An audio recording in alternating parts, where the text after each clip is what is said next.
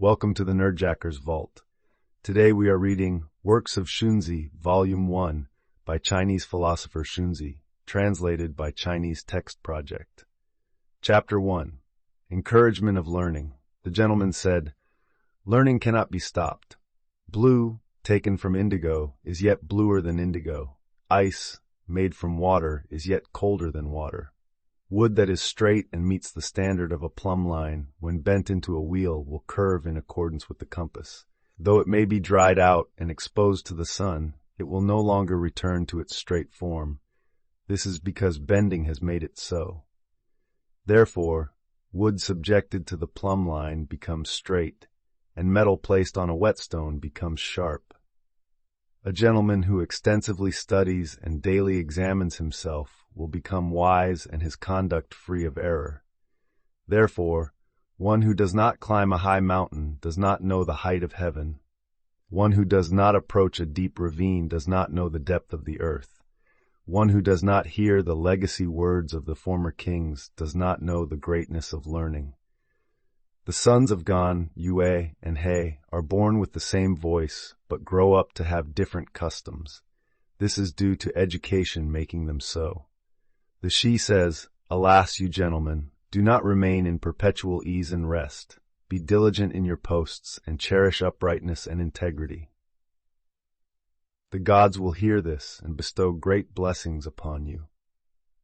No god is greater than the way of transformation. No blessing is longer lasting than being free from misfortune. I have often spent an entire day in thought, yet it is not as effective as a moment's worth of learning. I have often stood on tiptoe to look afar, yet it is not as beneficial as ascending a height for broad vision. To raise one's hand while standing on high ground does not make the arm any longer, yet those who see it are far away. To call out with the wind at one's back does not make the voice any louder, yet those who hear it do so clearly. Those who use chariots and horses are not necessarily swift-footed, yet they can reach 1,000 el. Those who use boats and oars are not necessarily skilled in swimming, yet they can cross rivers and streams. A gentleman is not born different, he is merely good at making use of external aids. There is a bird in the south, named Mengju, which builds its nest with feathers and weaves it together with hair, fastening it to reed sprouts. When the wind comes, the sprouts break, the eggs crack, and the young die. The nest is not imperfect. It is the nature of what it is fastened to that causes this outcome. There is a tree in the west named Shagan, whose stem grows to 4 kun. It grows on high mountains and overlooks 100 ren deep abyss. The plant's stem is not inherently tall. It is its location that makes it so. When the penguin grows among hemp, it stands straight without support. When white sand is in filth, it becomes black along with it. The roots of the lanhuai plant are called ji. If they are gradually soaked in sewage, even gentlemen will not approach them, and common people will not wear them. Their nature is not inherently unattractive. It is the gradual influence of their environment that causes this result. Therefore, a gentleman must always choose his place of residence carefully and associate with learned men when traveling. This is how he guards against evil influences and remains close to what is upright and just. The arising of things in the world must have a beginning. Honor and disgrace that come to one must reflect his virtue. Decaying meat produces insects, and dried fish gives rise to worms. Neglect and carelessness toward one's own conduct give rise to misfortune and disaster. Rigidity brings about its own breaking, and softness invites being bound. Evil and filth within oneself give rise to the grievances of others. If firewood appears the same, fire will go toward what is dry. If a flat land seems uniform, water will flow to where it is wet. Grasses and trees grow in clusters, birds and beasts live in groups. Things each follow their own kind. Therefore, when the target is set up, arrows will come to it. When trees are lush, axes and hatchets will come to them. When a tree provides shade, many birds will rest in it. Vinegar becomes sour, and gnats gather around it. Therefore, words may invite disaster, and actions may bring disgrace. A gentleman must be cautious about where he stands. Accumulated earth becomes a mountain, from which winds and rains arise. Accumulated water becomes a deep pool, in which dragons are born. Accumulated virtue becomes moral excellence, and through this, one naturally attains wisdom and clarity, with the mind of a sage fully prepared. Therefore, without accumulating small steps, one cannot reach 1,000 li. Without accumulating small streams, one cannot form rivers and seas. A chiji leaps once but cannot cover 10 paces. A slow horse driven for 10 days achieves much through not stopping. To carve and then give up, even rotten wood will not break. To persist in carving without giving up, even metal and stone can be engraved. The earthworm has no sharp claws or strong bones. It feeds on dust above and drinks from the yellow springs below. This is because of its single-minded focus. The crab has 8 legs and 2 pincers, yet without the burrow of a snake or eel, it has nowhere to take refuge. This is due to its restless mind. Therefore, those without deep and resolute aspirations cannot attain clear and bright understanding. Those who do not engage in quiet and diligent efforts will achieve no great or remarkable accomplishments. Those who walk along forked roads never reach their destination, and those who serve 2 masters are not accepted by either.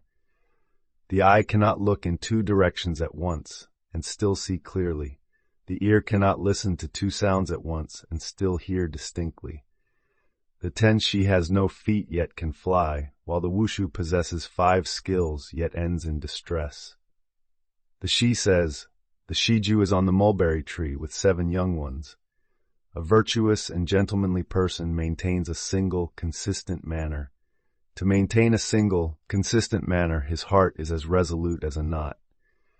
Therefore, a gentleman focuses his whole being on one purpose. In the past, Huba played the sei, and fish in the stream surfaced to listen. Boya played the chin, and 6 horses raised their heads to eat. Therefore, no sound is too small to go unheard, and no action is so concealed as to leave no trace. Jade in the mountain makes the grass and trees moist. Pearls born in deep pools keep the cliffs from drying up. Is it not a failure to accumulate good deeds that causes one's virtue to go unnoticed? How could there be someone whose goodness remains unheard of? Where should learning begin? Where should it end? It is said, in terms of method, learning begins with reciting the classics and ends with studying the rites. In terms of meaning, it begins with becoming a learned man and ends with becoming a sage. Genuine accumulation and sustained effort will eventually lead to true understanding. Learning continues until death, and only then comes to an end. Therefore, the methods of learning have their conclusion, but as for its meaning, it cannot be abandoned even for a moment.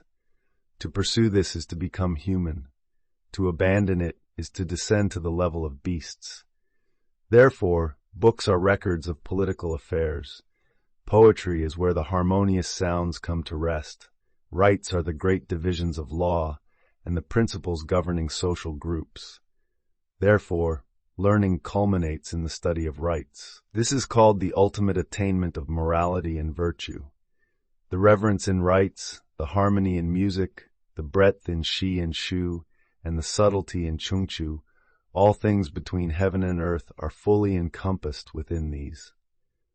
A gentleman's learning enters the ear, takes root in the heart, spreads to the 4 limbs, and manifests in his actions and stillness. He speaks with clarity and moves with deliberation. His every action can serve as a model. The learning of the petty person enters through the ear, yet exits immediately from the mouth. The distance between the mouth and the ear is but 4 kun. How can this be sufficient to adorn a 7 chi tall body? Ancient scholars studied for themselves, while modern scholars study for others. A gentleman's learning is aimed at perfecting himself.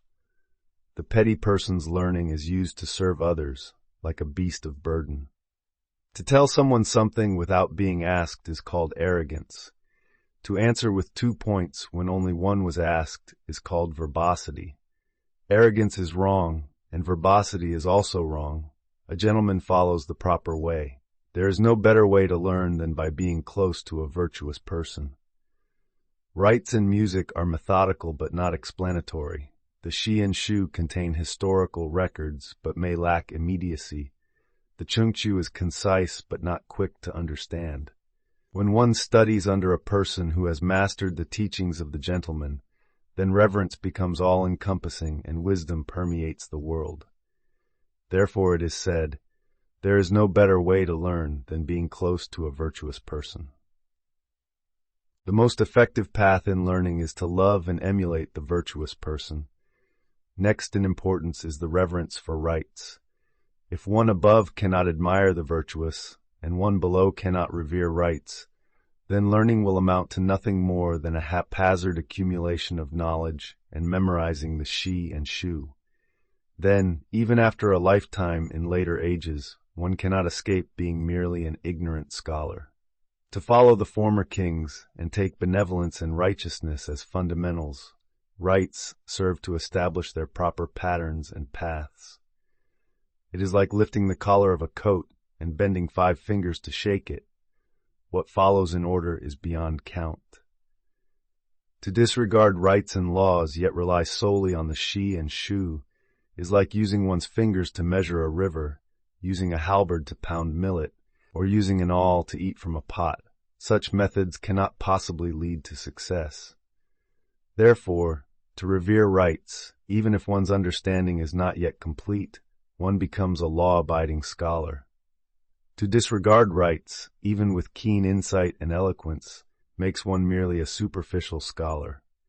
Those who ask about coarse materials should not be informed. Those who are told about coarse materials should not expect to be questioned further. Those who speak of coarse matters should not be listened to. Those who are argumentative in spirit should not be engaged in debate. Therefore, one must follow the proper path to arrive, and only then can they be received. If it is not through the proper path, then one should avoid it. Therefore, only when there is respectful courtesy can one discuss the principles of the way. Only when words are well spoken can one discuss the reasoning behind the way. Only when one's demeanor is respectful and compliant can one speak of the essence of the way. To speak before it is appropriate to do so is called arrogance. To remain silent when one could and should speak is called concealment.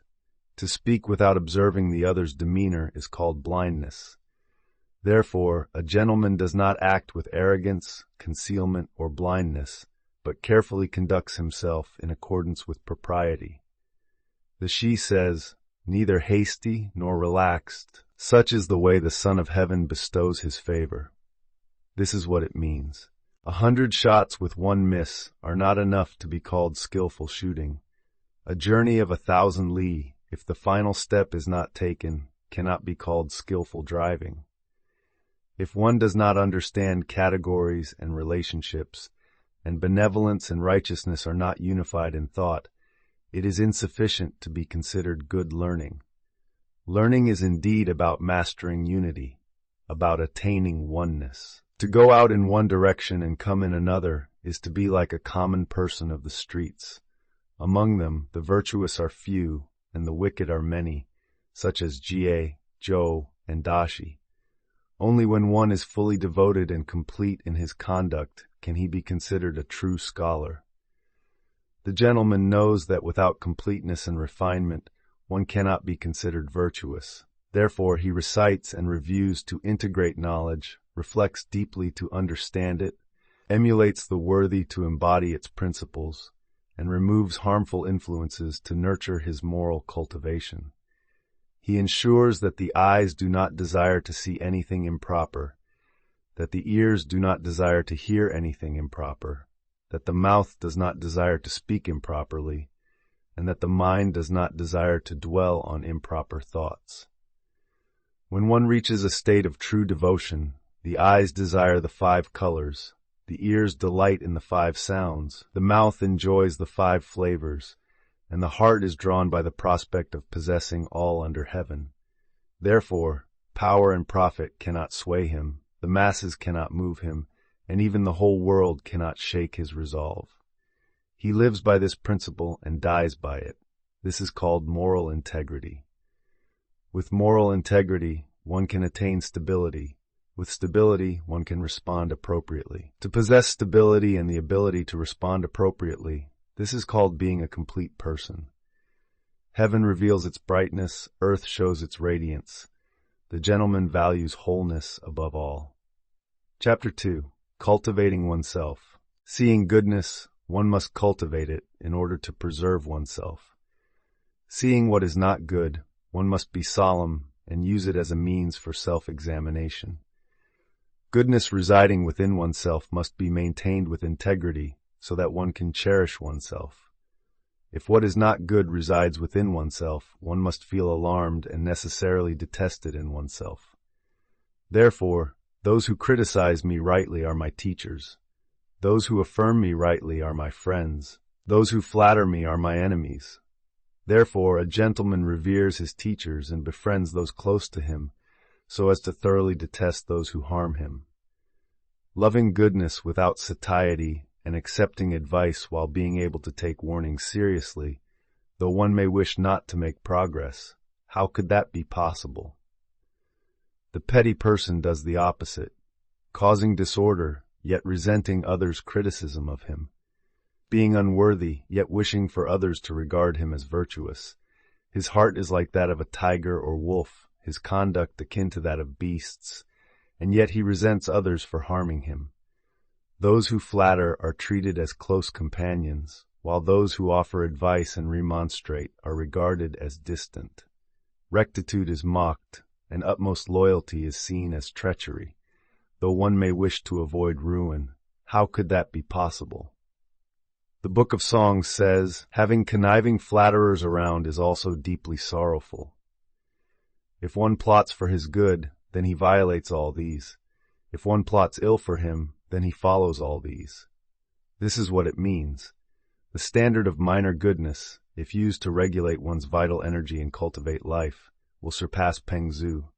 If used for self-cultivation and personal reputation, it can match Yao and Yu. Being appropriate to the times and adaptable in adversity is what propriety and trustworthiness are. Whenever one employs his vital energy, willpower, and intellect, if guided by propriety, order and harmony prevail. If not guided by propriety, disorder and negligence arise. Diet, clothing, housing, rest and activity, if regulated according to propriety, they bring harmony and moderation. If not regulated by propriety, they lead to harm and illness. Appearance, demeanor, manner of advancing or retreating, and gait, if guided by propriety, are graceful. If not guided by propriety, become crude, stubborn, deviant, vulgar, and uncultured. Therefore, a person without propriety cannot live properly. Affairs without propriety will not succeed, and a state without propriety will not find peace. The Book of Songs says, etiquette has its final measure. Laughter and speech have their ultimate harmony. This is what it means. Leading others with goodness is called teaching. Harmonizing with others through goodness is called compliance. Leading others with what is not good is called flattery. Harmonizing with others through what is not good is called sycophancy. Recognizing the right as right and the wrong as wrong is called wisdom. Regarding the right as wrong and the wrong as right is called foolishness. Harming a virtuous person is called slander, and injuring a virtuous person is called treachery. Calling what is right as right and what is wrong as wrong is called uprightness. Stealing goods is called theft. Concealing one's actions is called deception, and changing one's words is called falsehood. Having no fixed principles in what one pursues or abandons is called inconsistency. Valuing profit while abandoning righteousness is called the utmost treachery. Having much knowledge is called breadth. Having little knowledge is called superficiality. Seeing much is called familiarity. Seeing little is called narrow-mindedness. Being difficult to persuade is called stubbornness. Being easily forgetful is called carelessness. Little yet orderly is called governance. Much yet disorderly is called waste. The method of regulating vital energy and cultivating the mind When one's vital energy is strong and rigid, it should be softened through harmony. When one's intellect and deliberation grow increasingly profound, they should be unified through simplicity and virtue. If one is bold, fierce, and violent, then guide him with the principles of harmony. If one is quick-witted and convenient in action, regulate it through measured movement and rest. If one's mind is narrow and petty, expand it with breadth and grandeur. If one is lowly, sluggish, slow, and greedy for profit, counter this by cultivating lofty aspirations. If one is mediocre, sluggish, and unfocused, then inspire him through teachers and friends. If one is lazy, careless, and neglectful, illuminate this with the warnings of calamity and disaster. For those who are foolish, simple-minded, upright yet naive, unite them through propriety and music, and enlighten them through reflection and thought. All methods of regulating vital energy and cultivating the heart must take propriety as the most direct path, must regard acquiring a teacher as essential, and must consider having one true aspiration as the most wondrous principle. This is called the method of regulating vital energy and nurturing the mind. If one's will and aspirations are cultivated, he remains unarrogant despite wealth and rank. If one values righteousness and the way highly, he esteems kings and nobles lightly. With inner self-examination, external possessions become light. The commentary says, "A gentleman masters things. A petty person is mastered by them." This is what it means. If one's body labors but the mind finds peace, then do it. If profit is small yet righteousness great, then do it. Serving a disorderly ruler and gaining favor is not as good as serving an impoverished ruler with loyalty. Therefore, a good farmer does not cease to till the fields because of drought or flood. A capable merchant does not stop trading because of losses, and a gentleman's scholar does not neglect the way due to poverty. Maintain respectful demeanor and a loyal, trustworthy heart. Practice propriety and righteousness while nurturing affection for others. Proceeding uprightly throughout the world, even if surrounded by hardship among the four borders, no one will fail to hold such a person in high esteem. In matters of labor and hardship, take the lead.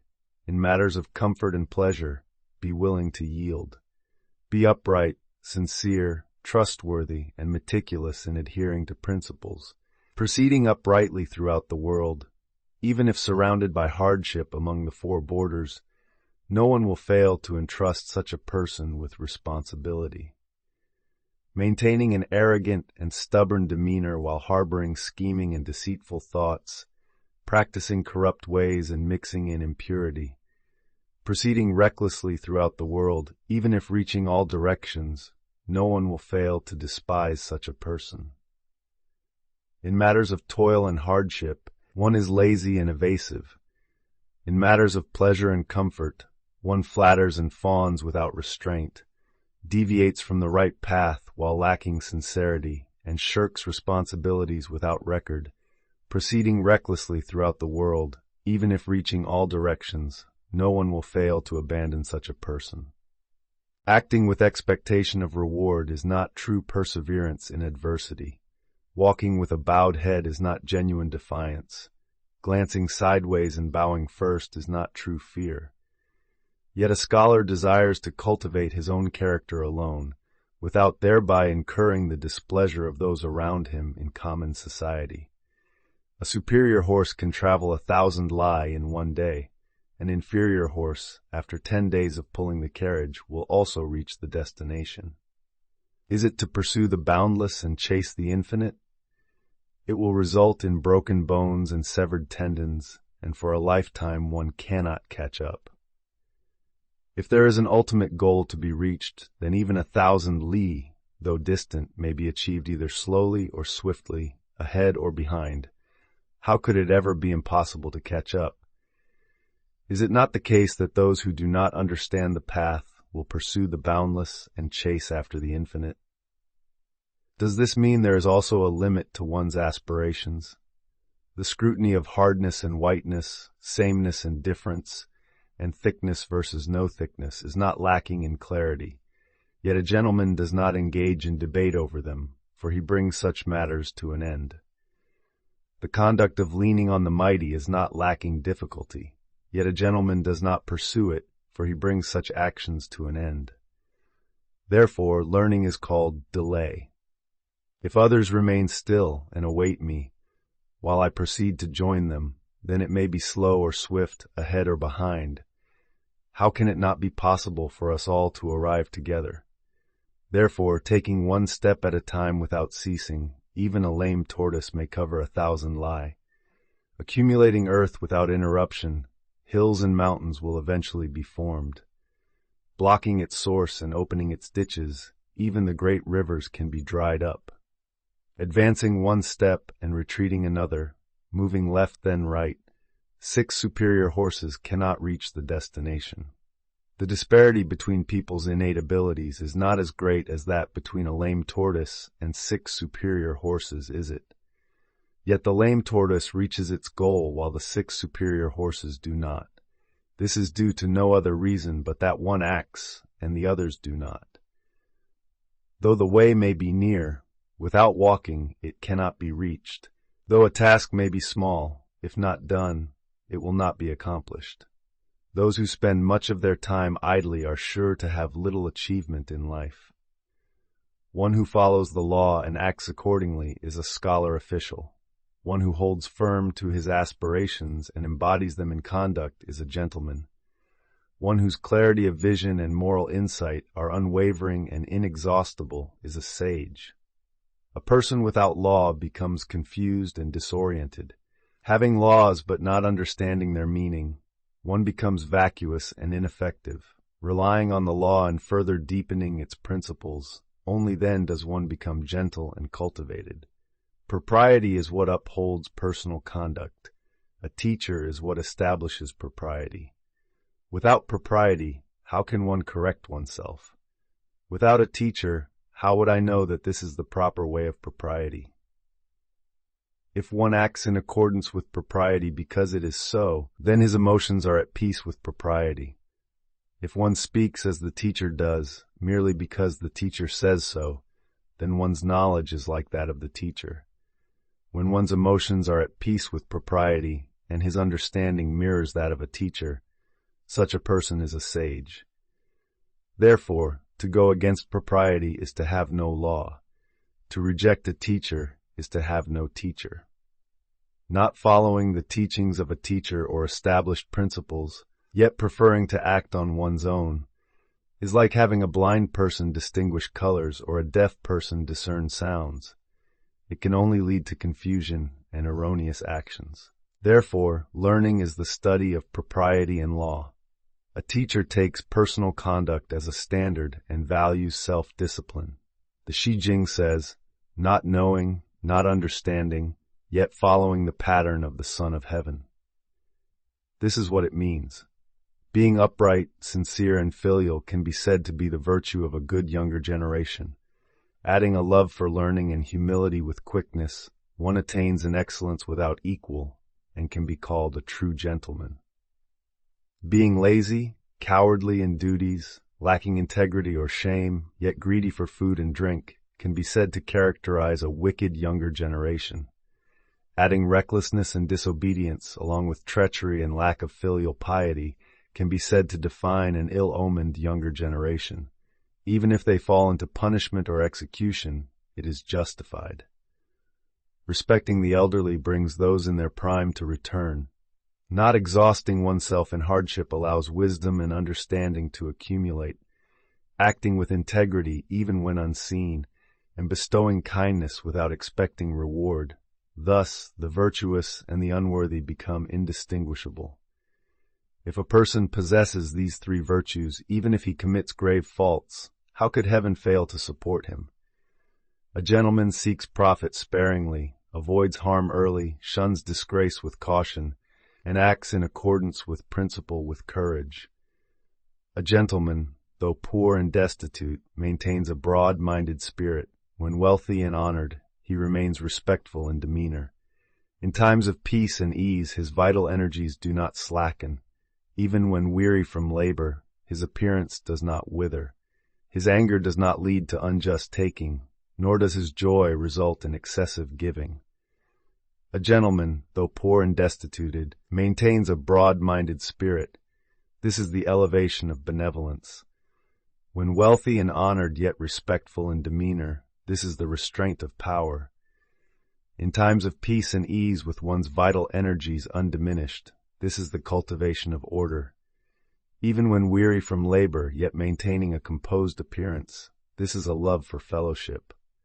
Anger that does not lead to unjust taking and joy that does not result in excessive giving, this is the triumph of law over personal desire. The Shu Jing says, "Do not act on personal preferences, follow the way of the king. Do not engage in evil deeds, follow the path of the king." This statement means that a gentleman is capable of allowing public righteousness to prevail over private desires. Chapter 3. Not acting recklessly. A gentleman does not value difficulty for its own sake in his conduct, nor does he value excessive scrutiny in his speech, nor does he value the mere transmission of a name. What is precious is only that which is appropriate. Therefore, carrying stones and throwing himself into the river is an act of great difficulty, yet Shentu Di was able to do it. However, a gentleman does not value such acts, for they are not in accordance with the principles of propriety and righteousness. Mountains and abysses are level, heaven and earth are comparable, qi and chin overlap. What enters the ear exits the mouth. Hooks have beards, eggs have feathers. These are difficult arguments to maintain, yet Huishi and Deng Shi were able to do so. However, a gentleman does not value these things, for they are not in harmony with the principles of propriety and righteous conduct. Daji was greedy and violent. His reputation, like that of the sun and moon, spread alongside those of Shun and Yu without ceasing. However, a gentleman does not hold such persons in high esteem, for they are not aligned with the principles of propriety and justice. Therefore it is said, "A gentleman does not value difficult actions for their own sake, nor does he value overly meticulous arguments, nor does he value a name merely because it spreads widely. What is truly valuable is only that which is fitting and appropriate." The Shi Jing says, "Things may exist, but it is their timing that matters." This is what is meant by that. A gentleman is easy to understand but difficult to be familiar with, easily frightened but not easily coerced. He fears misfortune yet does not avoid death in the cause of righteousness, desires profit yet will not act contrary to what is condemned. He befriends closely yet does not form partisan alliances, speaks eloquently yet does not resort to sophistry. Thus, with an open and upright manner, he stands distinctly apart from the world. A gentleman is good whether he is capable or not. A petty person is ugly whether he is capable or not. If a gentleman is capable, he is broad-minded, easygoing, and straightforward in guiding others. If he is not capable, he remains respectful, cautious, and modest in reverently attending to others. If a petty person is capable, he becomes arrogant, eccentric, and defiant, swaggering over others. If he is not capable, then he becomes envious, resentful, and slanderous, seeking to undermine others. Therefore it is said, when a gentleman is capable, people honor him and seek to learn from him. When he is not capable, people are willing to inform him. When a petty person is capable, people look down on him and have no desire to learn from him. When he lacks capability, people feel ashamed even to inform him. This is the distinction between a gentleman and a petty person. A gentleman is broad-minded yet not lax, upright yet not harsh, eloquent yet not quarrelsome, discerning yet not incendiary, resolute yet not overbearing, strong yet not violent, yielding yet not drifting with the current, respectful and cautious yet at ease. This is what is called the highest form of culture. The Shi Jing says, "Gentle and respectful people are the foundation of virtue." This is what is meant by that statement. A gentleman honors others' virtues and praises their excellence. This is not flattery. Upholding righteousness and directly pointing out a person's faults, bringing to light their mistakes, is not malicious criticism. Speaking of one's own noble virtues and comparing oneself to Shun and Yu, measuring up against heaven and earth, is not boastful or delusional. Adapting to circumstances by bending and stretching, yielding like reeds and papyrus, is not timidity or cowardice. Being firm, resolute, and courageous with nothing that cannot be trusted to him is not arrogance or brutality. This is because one adjusts according to righteousness and knows when to bend or stand firm accordingly. The Shi Jing says, turn left, this is what a gentleman should do. Turn right, a gentleman possesses this. This is a statement about how a gentleman can bend and adapt according to righteousness. The contrast between a gentleman and a petty person is as follows. When a gentleman has broad-mindedness, he reveres heaven and follows the way. When he exercises caution, he fears righteousness and observes propriety. When wise, he is clear-sighted, perceptive, and able to discern patterns. When humble or less knowledgeable, he remains upright, sincere, and law-abiding. When his path is open, he acts with reverence and restraint. When it is blocked, he maintains respect and composure. When joyful, he remains harmonious and orderly. When worried, he stays calm and composed. In times of prosperity, he is refined and clear-minded. In adversity, he is restrained yet thorough in his conduct. A petty person behaves quite differently. When overconfident, he becomes arrogant and violent. When cautious, he flows into licentiousness and instability. When wise, he grasps and steals gradually. When ignorant, he becomes malicious and sows disorder. When his path is open, his manner becomes smug and haughty. When it is blocked, his heart fills with resentment and he turns treacherous. When joyful, he becomes frivolous and flighty. When worried, he grows disheartened and timid. In times of success, he becomes arrogant and biased. In adversity, he abandons principles and appears sly. The Chuan says, a gentleman advances in both virtue and conduct, while a petty person falls short in both. This is what is meant by that saying. A gentleman governs order, not disorder. What does this mean? It means order is defined by rights and righteousness, while disorder is defined by the absence of rights and righteousness. Therefore, a gentleman is one who cultivates rights and righteousness. He does not cultivate that which opposes rights and righteousness. Then shall the gentleman leave a disorderly state unaddressed? It means, to govern a disorderly state is not to address disorder directly, but rather to remove disorder and clothe the state in order. To cultivate a corrupt person is not to address corruption directly, but rather to remove corruption and replace it with virtue. Therefore, one removes disorder without directly governing disorder, and one removes corruption without cultivating corruption. The term govern implies that a gentleman strives for order rather than disorder, and for cultivation rather than corruption. A gentleman purifies himself, and those who are like-minded will unite with him. He speaks virtuously, and those whose conduct is similar will respond to him. Therefore, when a horse neighs, other horses respond, not out of knowledge, but due to the natural affinity between them. Hence, one who has just bathed shakes his clothes, and one who has just washed his hair plucks at his hat. This is human nature. Who could bear the coarse and rough behavior of others with their own refined and delicate self? A gentleman cultivates his mind in no better way than through sincerity. To attain sincerity is to have nothing else to attend to. He holds fast only to benevolence and acts only according to righteousness.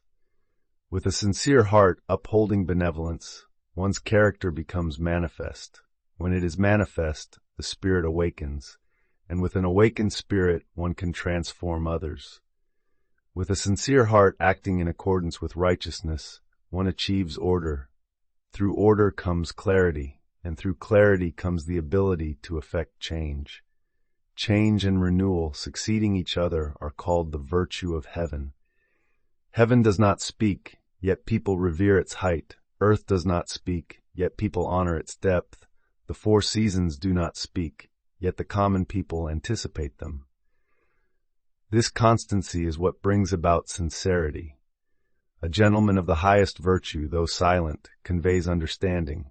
Before bestowing favors, people already feel close to him. Without anger, he inspires awe. This is because he follows destiny and exercises caution in his solitude. Virtue, as a principle, cannot be achieved without sincerity. Without sincerity, one lacks solitude in self-reflection. Without such solitude, virtue remains unmanifested. If it is not manifested, even if one feels it deeply within, shows it on the face, and expresses it through words, the people will still seem unwilling to follow. Even if they do follow, they will remain doubtful. Heaven and earth are the greatest of all things, yet without sincerity they could not transform the myriad beings. Sages are the wisest, yet without sincerity they cannot transform the people. Father and son are the closest of kin, yet without sincerity their bond becomes distant. The sovereign is the most exalted, yet without sincerity his position becomes lowly. Sincerity is what a gentleman upholds and the foundation of governance. Wherever sincerity resides, those of similar virtue will naturally come to it. Grasp it and you attain it, abandon it and you lose it. To grasp and attain sincerity is to carry a light burden, and with this lightness one can walk alone in virtue. If one continues unwaveringly without abandoning it, then success will be achieved. When success is achieved and one's talents are fully realized, when one progresses steadily forward without returning to his original state, transformation is complete. A gentleman holds a high position yet maintains a humble mind. He considers himself small in heart yet upholds the great way. He pays attention to what is near at hand, yet his knowledge and vision extend far. Why is this so? This is due to the method one employs. Therefore, the feelings of 1,000 or 10,000 people are but the feelings of one person. The beginning of heaven and earth is today itself. The way of 100 past kings is embodied in the later kings. A gentleman examines the way of the later kings and discusses those before them, just as one bows with due formality to deliberate a matter. He traces the principles of rights and righteousness, distinguishes between right and wrong, summarizes the essentials of the world, governs the multitude within the realm as if commanding a single person. Therefore, the more concise one's method, the greater the affairs that can be accomplished. A 5-inch square measure encompasses all the rectitude of the world. Therefore, a gentleman need not leave his hall or chamber for the sentiments of the entire realm to gather here. This is due to the method he employs. There are those known as Tong Shi, those known as Gong Shi, those known as Ji Shi, those known as Qi Shi, and there are petty persons. If one can honor the ruler above, cherish the people below, respond appropriately to all matters that arise, and discern clearly when affairs occur, then such a person may be called a Tong Shi. He does not conspire with those below to deceive his superiors, nor align himself with those above to oppress those beneath.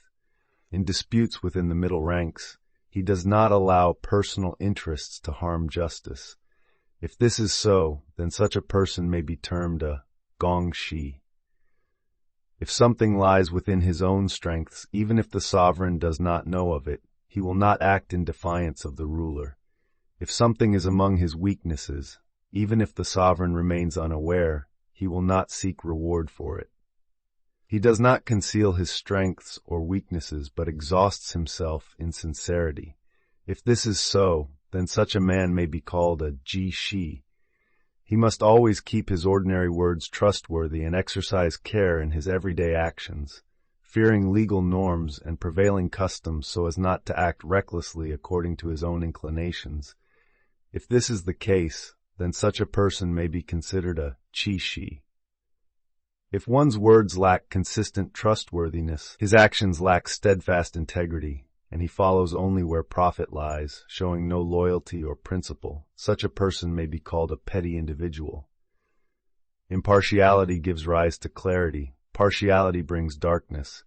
Uprightness and sincerity lead to understanding, while deceit and falsehood result in blockage. Sincerity and trustworthiness give birth to spiritual insight, whereas boastful exaggeration breeds confusion. These 6 sources of influence, clarity, darkness, understanding, blockage, spiritual insight, and confusion, a gentleman must treat with caution. They are precisely what distinguish you, the virtuous, from Jie, the tyrant. The principle of desire, aversion, selection, and rejection is as follows. When one sees something desirable, he must necessarily consider before and after whether it may also be hateful. When one sees something beneficial, he must necessarily consider whether it may also bring harm before and after. Weighing all factors together, carefully calculating them, only then can he determine his desires, aversions, selections, and rejections. If one acts in this manner, he will never fall into misfortune or failure. The common affliction of people is that they are harmed by partiality and bias.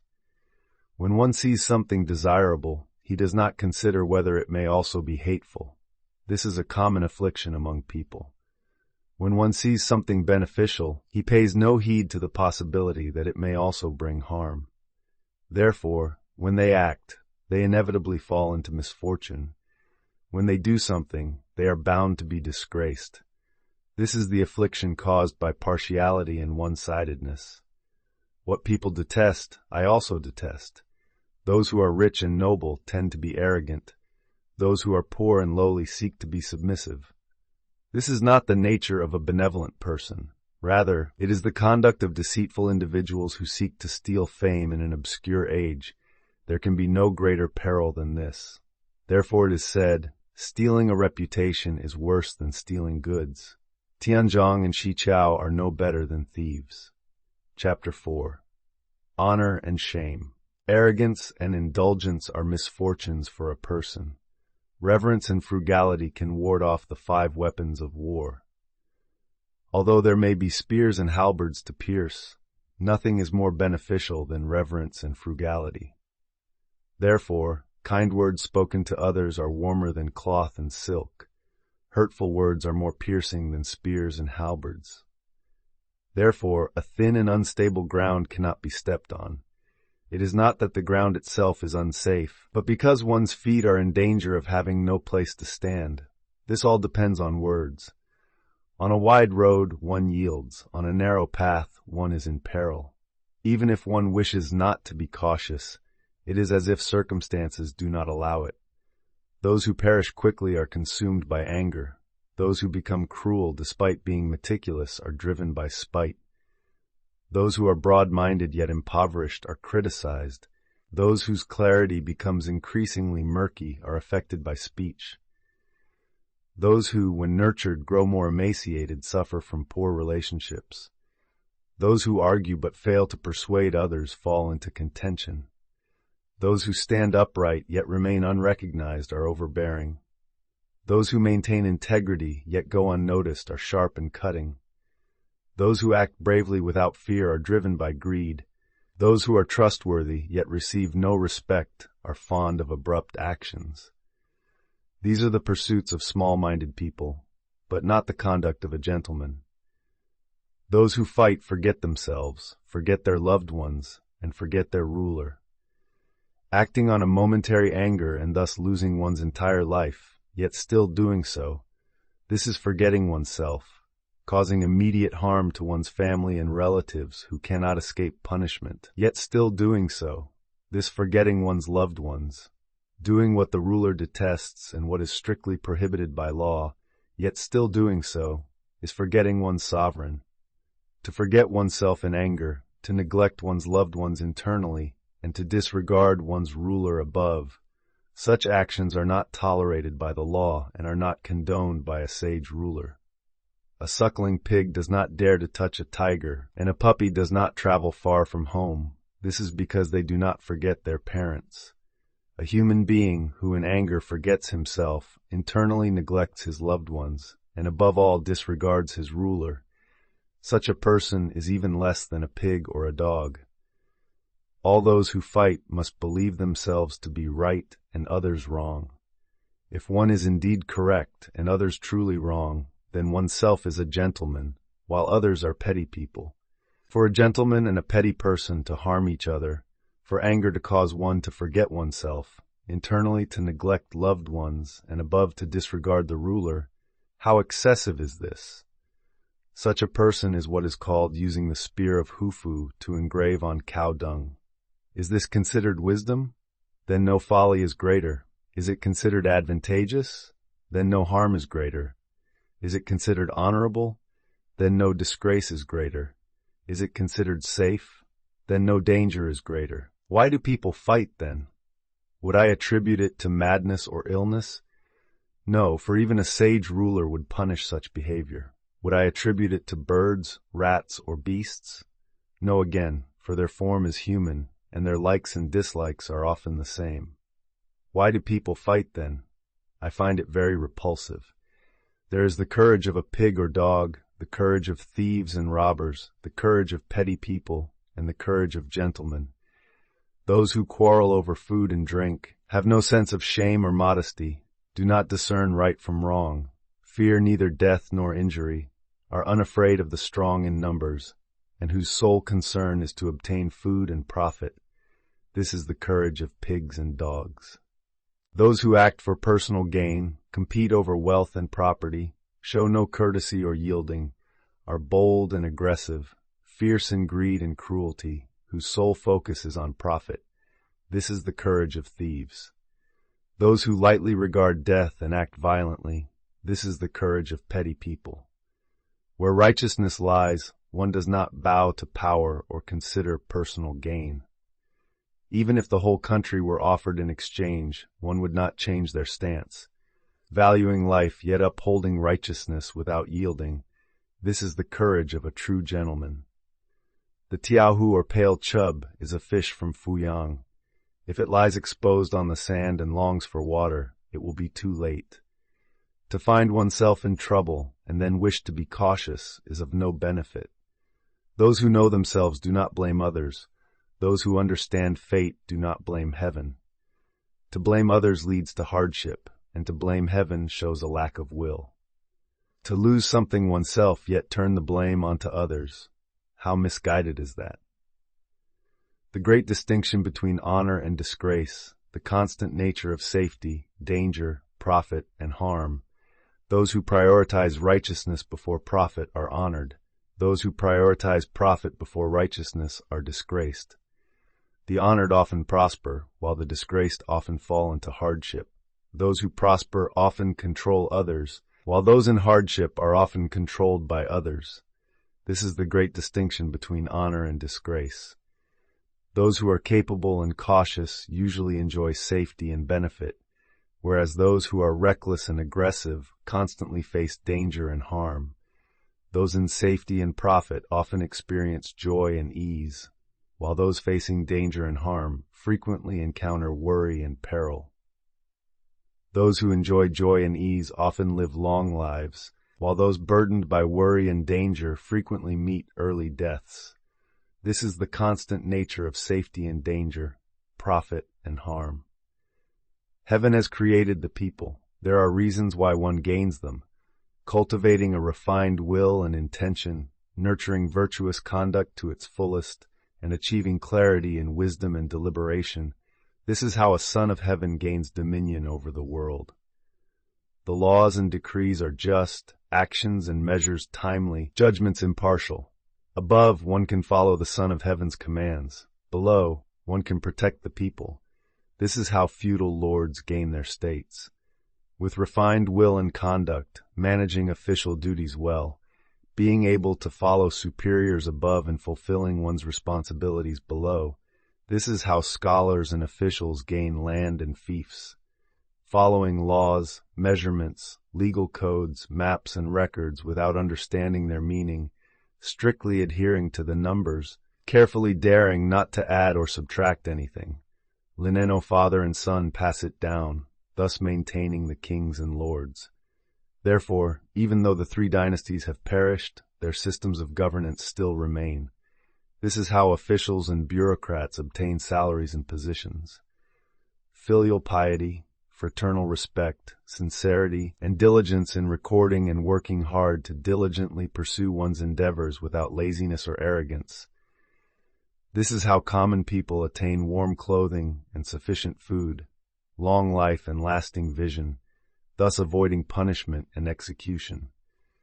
Adorning false doctrines, cloaking deceitful words, engaging in crooked deeds, being frivolous and reckless, impetuous and arrogant, such people survive by skulking through times of chaos.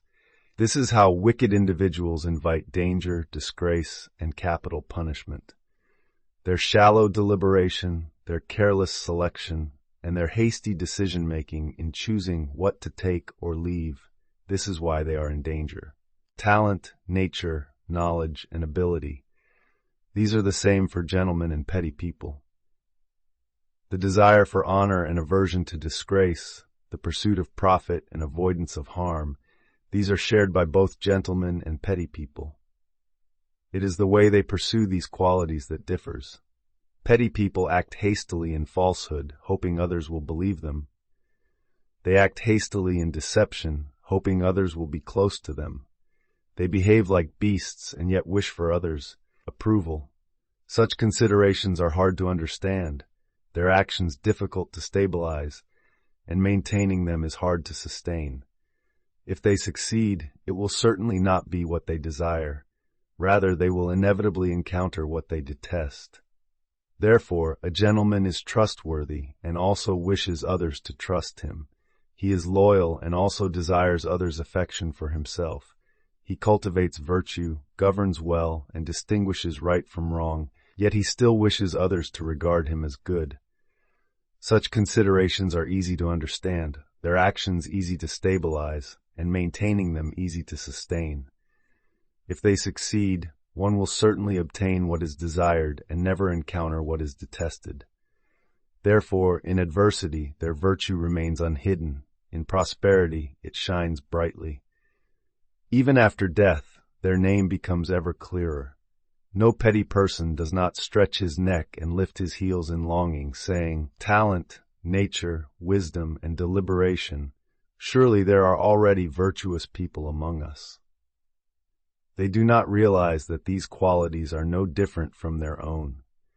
This is because a gentleman places his efforts appropriately, while a petty person makes mistakes in where he directs them. Therefore, if one thoroughly examines the knowledge and ability of a petty person, it is sufficient to know that they have more than enough potential to accomplish what a gentleman does. It is like the people of Yue being at ease in Yue, and the people of Chu being at ease in Chu. Gentlemen find peace in propriety. This is not due to differences in knowledge, ability, talent, or nature, but rather the result of differing customs and habitual practices. Benevolence, righteousness, virtue, and conduct are the constant ways to ensure safety, yet they do not necessarily guarantee security. Deceit, negligence, recklessness, and theft are constant ways leading to danger, yet they do not inevitably result in insecurity. Therefore, gentlemen follow the regular path, while petty people pursue the strange and abnormal. All people share certain commonalities. When hungry, they desire food. When cold, they seek warmth. After labor, they wish to rest. They like profit and dislike harm. These are things people possess from birth, naturally occurring without external prompting. These are shared by Yu the Great and Ji the Tyrant alike. Eyes distinguish between white and black, beauty and ugliness. Ears discern sounds, tones, clarity, and muddiness. Mouths perceive sourness, saltiness, sweetness, and bitterness. Noses detect fragrance, stench, and decay. The bones, flesh, and skin sense cold, heat, illness, and health. These are also things people naturally possess from birth without external prompting. These two are shared by Yu the Great and King Jie alike. One can become Yao or Yu. One can become Jie or Ji. One can be a craftsman, a farmer, or a merchant. It all depends on the accumulated influence of circumstances, efforts directed, and habitual customs. This is also something people possess from birth. It occurs naturally without external prompting. This too is shared by Yu and Jie alike. To become Yao or Yu brings constant safety and honor, while becoming Jie or Ji brings perpetual danger and disgrace. To be like Yao or Yu means constant joy and ease, whereas being a craftsman or merchant means frequent toil and labor. Yet people strive for the latter, while rarely pursuing the former. Why is this so? It is said, because of narrow-mindedness. Yao and Yu were not born with all these qualities. They arose from changes in circumstances, achieved through cultivation and effort, and only became fully prepared after complete dedication. Human nature is originally petty. Without a teacher or law, one sees nothing but profit. Human nature is originally petty, and when further encountering a chaotic age and acquiring corrupt customs, it becomes increasingly petty. From disorder arises more disorder. A gentleman cannot open up his inner self without the right circumstances to place him in a position of authority. Now, regarding this person's mouth and belly, how can they know propriety and righteousness? How can they understand courtesy and yielding? How can they comprehend modesty, shame, or the accumulation of virtue in small matters? They merely chew greedily and eat hungrily until satiated. Without a teacher or law, the human heart serves only the desires of the mouth and belly. Now, if a person were born and had never seen fodder, livestock feed, rice, or grain, but only saw beans, herbs, bran, and chaff, they would consider this sufficient. Suddenly, someone presents them with fresh fodder, livestock feed, and grain. The person would look at it in surprise and say, "What is strange about this?" When they smell it and find it pleasant to the nose, taste it and find it sweet in the mouth, and consume it and feel at ease in their body, then none would abandon that for this. Now, by employing the ways of former kings and the system of benevolence and righteousness to live together in society, to support and nurture one another, to adorn and protect each other, and thus achieve stability and security. Compared with the ways of Ji and Ji, this contrast is as great as that between fodder, livestock feed, grain, and bran or chaff. Yet people strive for the latter while rarely pursuing the former. Why is this so? It is said, because of narrow-mindedness. Narrow-mindedness is a common affliction for the world and a great misfortune and harm to people. Therefore it is said, a benevolent person enjoys instructing others. If one informs them, demonstrates to them, refines their character, makes them nimble-minded, tempers them gently, and values them highly, then the blocked will soon become unblocked, the narrow-minded will soon broaden, and the foolish will soon gain wisdom. If this were not put into practice, what benefit would there be in having Tang or Wu as rulers? What harm would it do if Jie and Zhou were in power? If Tang and Wu exist, the world will follow them into order. If Jie and Zhou exist, the world will follow their example into chaos. In this way, is it not human nature that people can indeed be like this or like that? Human nature desires food in the form of fodder and livestock, clothing adorned with brocade and embroidery, travel by carriage and horse, as well as surplus wealth and accumulated riches. Yet through countless years and generations, they remain unaware of their insufficiency. This is human nature. Now, when people are born, they only know to raise chickens, dogs, pigs, and boars, as well as cattle and sheep. Yet in their food, they dare not have wine or meat. They may possess surplus knives and cloth, granaries and cisterns, yet in clothing they dare not wear silk or brocade. Even those who are thrifty may have stored baskets and chests of goods, yet when traveling, they still dare not ride in carriages or on horses. Why is this so? It is not that they do not desire these things, but rather because they lack long-term consideration and concern for the future, fearing there will be no means to sustain them. Therefore, they practice frugality and restrain their desires, gathering and storing resources in order to continue their way of life. This is a sign that one has long-term concern for the future. How very commendable it is. Now those who live by deceit and possess shallow knowledge are unaware of this. They squander their food supplies extravagantly without considering the future. Soon after, they find themselves in distress and destitution. This is why they cannot escape from cold and hunger, becoming emaciated beggars with only a gourd or sack lying in ditches. How much more so for the ways of former kings, the system of benevolence and uprightness, and the distinctions of poetry, books, rites, and music. These were originally great considerations for all under heaven.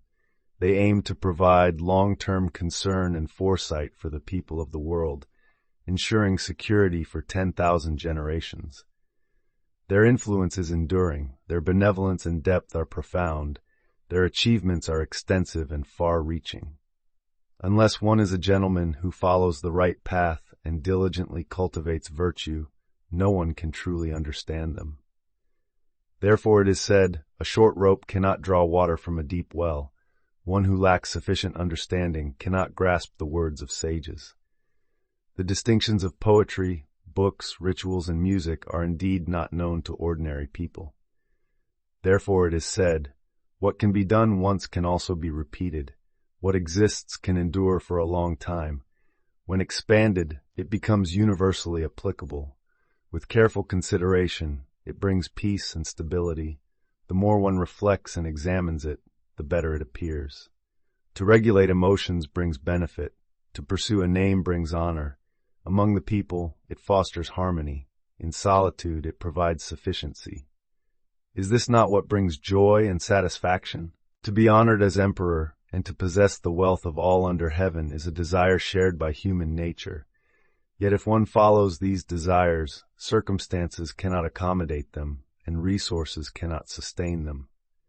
Therefore, former kings established rights and righteousness to regulate these desires, creating distinctions of rank between the noble and humble, differences in age between elders and juniors, and divisions based on wisdom, foolishness, ability, or incapacity.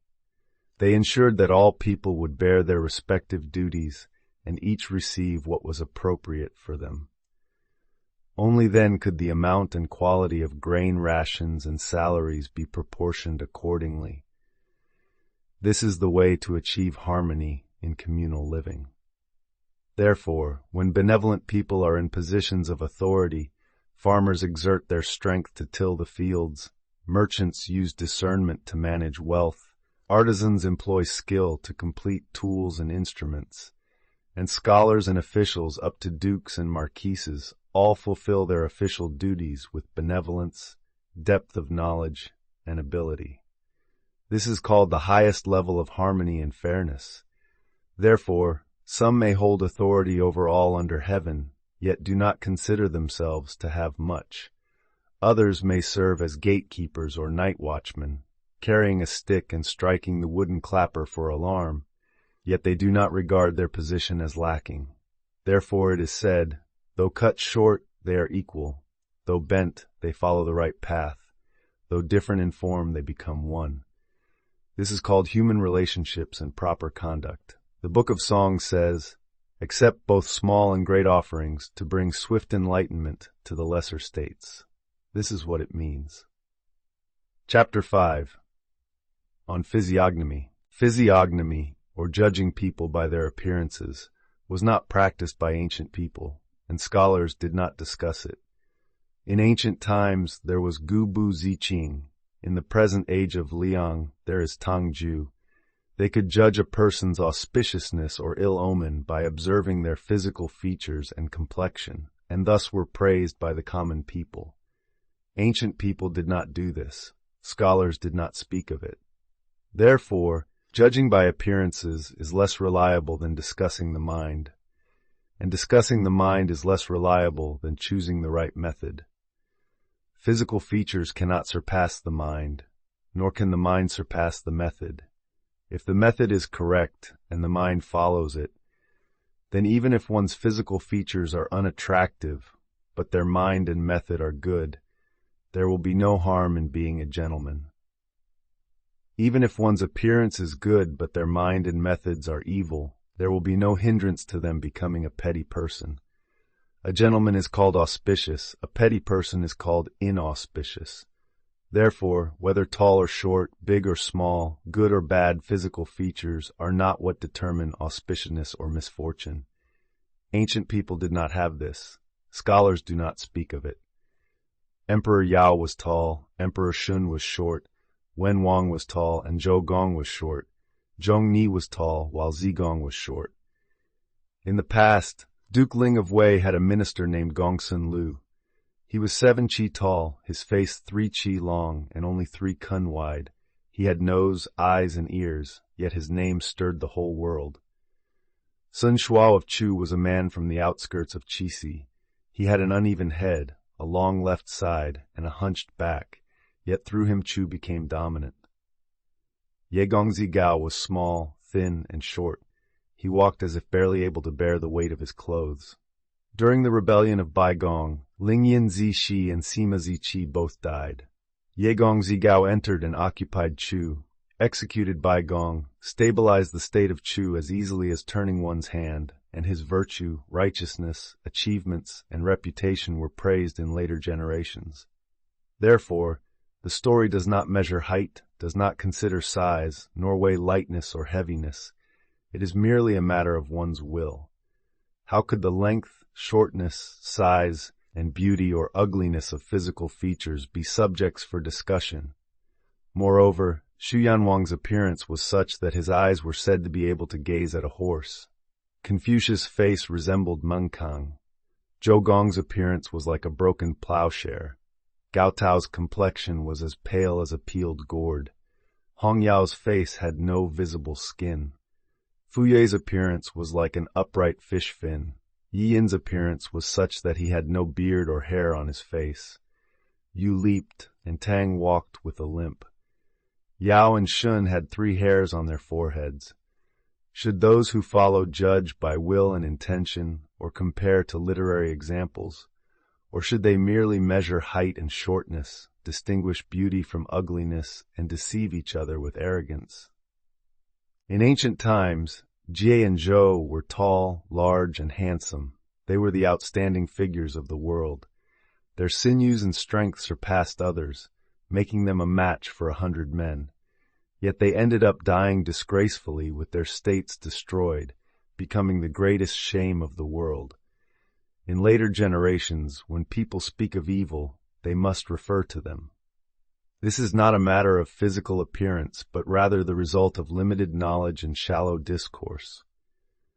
Nowadays, corrupt rulers who disrupt society and cunning young men from their hometowns are all beautiful and charming, wearing unusual clothes and women's ornaments. Their blood temperament and demeanor resemble those of women. No woman does not wish to have them as a husband, and no maiden does not desire to have them as her gentleman. Many women abandon their families in order to run away with them, rising up shoulder to shoulder. Yet even an average ruler is ashamed to have such a man as his minister. An average father is ashamed to have him as a son. An average elder brother is ashamed to have him as his younger brother, and an ordinary person is ashamed to consider him a friend. Soon they are bound by the authorities and executed in public markets, where all cry out to heaven and weep bitterly, lamenting their present fate and regretting their past actions. This is not a problem of physical appearance, but rather due to limited knowledge and shallow discussion. Then, those who follow should consider which one is suitable. A person has 3 misfortunes: being young yet unwilling to serve the elder, lowly yet unwilling to serve those of higher status, and unworthy yet unwilling to follow the virtuous. These are the 3 misfortunes of a person. A person has 3 inevitable hardships. If in a superior position, they are unable to care for their subordinates. If in an inferior position, they like to criticize those above them. This is the first unavoidable hardship of a person. When facing someone, one does not respect them as they should, and when turning away, one mocks them. This is the second unavoidable hardship of a person. Their knowledge and conduct are shallow, with clear distinctions between right and wrong. Yet benevolent people cannot promote them, and wise scholars cannot clarify the situation. This is the third unavoidable hardship of a person. If a person possesses these three behaviors, if they are in an upper position, it will surely be dangerous. If they are in a lower position, it will inevitably lead to ruin. The Book of Songs says, "Snow falls heavily and melts easily. None are willing to descend into the tunnels, thus they dwell in repeated arrogance." This is what it means. What, then, is the reason that makes a person human? It is said, because they have discernment. To be hungry and desire food, to feel cold and seek warmth, to be tired and wish for rest, to like benefits and dislike harm, these are things people possess from birth. They occur naturally without need for cultivation. These are common to you and Jie alike. If so, what makes a person human is not merely having 2 feet and no fur, but rather that they have discernment. Now the shape of the Sheng Sheng is also 2-footed and hairless, yet gentlemen drink its broth and eat its meat. Therefore, what makes a person human is certainly not merely because they have 2 feet and no fur, but because they possess discernment. Animals and beasts may have fathers and sons, yet lack the affection between them. They may have males and females, but no distinction of gender relations. Therefore, human conduct must always involve discernment. Of all discernments, none is greater than distinction. Of all distinctions, none is greater than rights, and of all rights, none surpass the sage kings. There have been 100 sage kings. Which one should I take as my model? Therefore, it is said, over time, culture fades and disappears. Customs and traditions are eventually lost. Those who rigidly adhere to legal procedures and officials will ultimately be stripped of rights at their extreme. Therefore, it is said, if one wishes to observe the traces of sage kings, they should look at those who are clearly illustrious. This refers to later kings. Those later kings were rulers of the world. To abandon these later kings and speak only of ancient times is like abandoning one's own ruler to serve another person's ruler. Therefore, it is said, if you wish to observe events from 1,000 years ago, count the present day. If you wish to know 10,000 things, examine 1 or 2. If you wish to understand the ancient past, scrutinize the Zhou way. To examine the Zhou way is to examine what people valued in virtuous gentlemen. Therefore, it is said, knowing the distant through the near, understanding 10,000 things from one, and discerning clarity from subtle signs. This is what is meant. A foolish person says, the feelings of ancient and modern times differ, therefore the ways to bring about order or chaos are different. And many people are confused by this. Those common people are foolish and lack reasoning, narrow-minded and without standards. What they see can still be deceived. How much more so for traditions passed down over 1,000 years. A foolish person, even within the confines of their own courtyard, can still be deceived and misled. How much more so regarding events from 1,000 years in the past? Why cannot sages be deceived? It is said, a sage measures things by himself. Therefore, measuring people by people, emotions by emotions, categories by categories, arguments by achievements, and examining all things through the way, this is how sages perceive everything. The past and present are one in this regard. If categories do not contradict, even after a long time they remain consistent in principle. Thus, one is not confused by crookedness or evil, nor bewildered by miscellaneous things. This is how to measure them. Beyond the 5 emperors, there are no transmitted records of people. It is not that there were no virtuous individuals, but because time has passed too long. Among the 5 emperors' reigns, there are no transmitted policies. It is not that good governance did not exist, but because of the passage of time. Yang and Tang had transmitted policies, yet they were not as clear as those of Zhou. It is not that sound governance did not exist, but due to the passage of time. The longer a transmission lasts, the more general its accounts become. The nearer in time, the more detailed they are. General accounts highlight major points, while detailed ones mention minor matters. The foolish hear only the general and do not know the details. They hear the details but fail to grasp the greater picture. Therefore, writings fade with time and disappear, while customs and traditions eventually vanish after a long period. Any speech that does not conform to the former kings or follow rights and righteousness is called evil speech. Even if eloquent, a gentleman will not listen. Those who follow the former kings and adhere to rights and righteousness and associate with scholars, yet do not like to speak or take pleasure in speaking, must certainly not be sincere people. Therefore, a gentleman's attitude toward speech is to cherish it in his mind, practice it with ease, and take pleasure in expressing it. Hence, a gentleman must be eloquent. All people like to speak of what they consider good, but gentlemen do so even more. Therefore, giving someone a word of advice is more precious than gold, stone, pearls, or jade. Observing people through their words is more beautiful than the patterns on brocade and embroidered robes. Listening to someone's words brings greater joy than listening to bells, drums, zithers, or flutes. Therefore, a gentleman never tires of speech. A petty person does the opposite.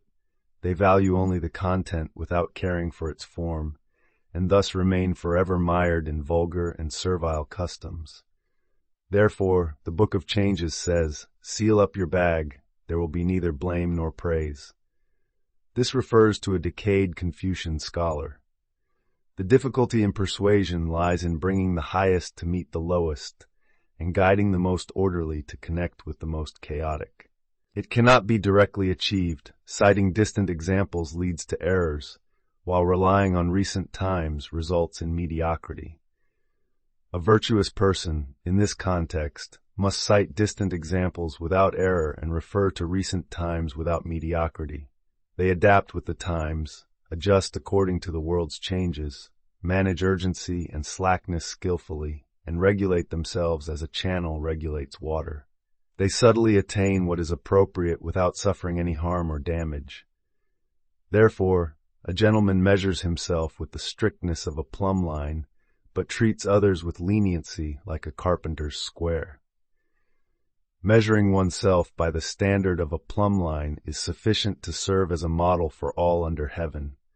Treating others with leniency allows one to be tolerant and accommodating, thus enabling the accomplishment of great undertakings for all under heaven. Therefore, a gentleman is virtuous yet can tolerate the mediocre, wise yet can tolerate the foolish, erudite yet can tolerate those with shallow knowledge, refined yet can tolerate diversity. This is called comprehensive method. The Book of Songs says, when the Shu region unifies, it becomes the achievement of the Son of Heaven. This is what is meant by that. The method of discourse and persuasion is as follows. Maintain dignity in presenting it, handle it with sincerity and uprightness, uphold it firmly and resolutely, explain it by distinguishing clearly, clarify it through analogies and comparisons, and send it forth joyfully and fragrantly. Treasure it, cherish it, value it, and revere it as a divine thing. If one does so, then persuasion will often be accepted without fail. Even if one does not flatter others, no one will fail to hold them in high esteem. This is called being able to value what deserves to be valued. The commentary says, only a gentleman can truly value what deserves to be valued. This is precisely what it means. A gentleman must always distinguish clearly. All people generally like to speak of what they consider good, and gentlemen are especially so in this regard. Therefore, the words spoken by a petty person are perilous, while those spoken by a gentleman embody benevolence. If one speaks but does not embody benevolence at its core, then their speech is worse than silence, and their eloquence is inferior to reticence. If one speaks and embodies benevolence at its core, those who love to speak are superior, while those who do not like to speak are inferior. Therefore, benevolent words are of great importance. They originate from above to guide the people below. This is what edicts and decrees are. They arise from below to express loyalty toward those above, which is what deliberation and advice for relief are. Therefore, when a gentleman practices benevolence, he does so without weariness. His will delights in it, his conduct is at ease with it, and he speaks of it joyfully. Hence, when speaking of a gentleman, one must emphasize discernment. Minor eloquence is inferior to perceiving the beginning. Perceiving the beginning is inferior to understanding the fundamental principles. With minor eloquence and keen observation, one perceives beginnings clearly and understands fundamentals rationally. Thus the distinction between a sage, an erudite person, and a gentleman is fully established. There are the eloquence of petty people, that of erudite gentlemen, and that of sages. One who does not deliberate beforehand or plan in advance, yet when he speaks it is appropriate. His words form coherent discourse and follow proper categories. No matter where circumstances shift or change, he adapts to transformations without end. This is the eloquence of a sage. One who deliberates beforehand and plans in advance, whose brief words are worth listening to, whose discourse is elegant yet substantial, extensive yet impartial and upright. This is the eloquence of an erudite gentleman. If one listens to their words, they are eloquent yet lack coherence. If one employs them in action, they are full of deceit and achieve no merit. They are insufficient above to support a wise ruler and below to harmonize the people. Yet with their tongues they balance arguments, respond appropriately, and display enough skill to appear remarkable or imposing. This is called the leader among wicked individuals. When a sage ruler arises, such people are the first to be punished. Only then do thieves and bandits follow as secondary targets for punishment. Thieves and bandits may still change their ways through reform, but these people are beyond redemption. Chapter 6. Non-approval of the 12 figures. In this age, there are people who embellish false doctrines and elaborate on wicked words to confuse the world, deceiving and misleading the ignorant masses. They are grandiose yet petty, causing the whole world to be muddled and unaware of where right and wrong, order and chaos lie. Indulging in one's desires, being at ease with arrogance and pride, and behaving like beasts are insufficient to conform to the principles of culture and governance. Yet their arguments are supported by seemingly valid reasons, and their words appear logically sound, which is sufficient to deceive and mislead the ignorant masses. This refers to Tai Xiao Weimo. Restraining one's emotions and desires, excessively pursuing profit and ambition, and arbitrarily distinguishing people to appear superior are insufficient for uniting the masses or clarifying fundamental distinctions. Yet their arguments are supported by seemingly solid reasons, and their words seem logically coherent, which is enough to deceive and mislead the unenlightened crowd. This refers to Chenzhong Shiqiao. Not understanding the authority and principles of unifying the world and establishing a state, emphasizing practical utility, advocating extreme frugality, and neglecting distinctions in rank. Such views are so insufficient that they cannot even accommodate differentiation or establish the relationship between ruler and subject. Yet their arguments are supported by what seems to be valid reasoning, and their words appear logically coherent, which is sufficient to deceive and confuse the ignorant masses. This refers to Mo Di and Song Xing. Valuing law yet having no real legal system, neglecting cultivation while favoring arbitrary actions, above they seek approval from superiors, and below they follow popular customs. All day long they speak in elaborate and classical terms, but upon close examination their words are vague and have no clear foundation. They cannot serve to govern the state or establish proper distinctions. Yet their arguments appear to be supported by plausible reasoning, and their words seem logically structured, which is sufficient to deceive and lead astray the ignorant masses. This refers to Shen Dao and Tian Pian. Disregarding the laws of past sage kings, rejecting propriety and righteousness, and instead favoring strange doctrines and indulging in bizarre rhetoric, being overly meticulous yet lacking benevolence, eloquent yet useless, busy with trivial matters but achieving little. Such people cannot serve as a standard for governing the state. Yet their arguments seem to be based on plausible reasoning, and their words appear coherent and logical, which is sufficient to deceive and bewilder the ignorant masses. This refers to Hui Shi and Deng Shi. They vaguely follow the laws of past sage kings, but do not understand their underlying principles. Yet they still possess great talent and ambition, with broad knowledge and extensive experience. They base their doctrines on old traditions and fabricate theories, calling them the 5 elements. These ideas are extremely eccentric and without clear categories, obscure and lacking explanation, ambiguous and offering no resolution. They elaborate on their words with embellishment and venerate them, saying, "These are truly the words of our ancient sages." Zc initiated it, and Menke echoed it. The vulgar scholars, like the confused and ignorant Confucians, clamorously do not know what is wrong. Thus they accept and transmit these ideas, believing that Confucius and Zhu have become especially revered in later generations. This is the fault of Zc and Menke. If one can summarize strategies, align words and deeds, unify principles, gather the outstanding talents of the world, and inform them about the ancient past, while teaching them the utmost propriety, then within a small room or on a mat, the writings and achievements of sage kings will clearly manifest, and the customs of a peaceful age will naturally arise.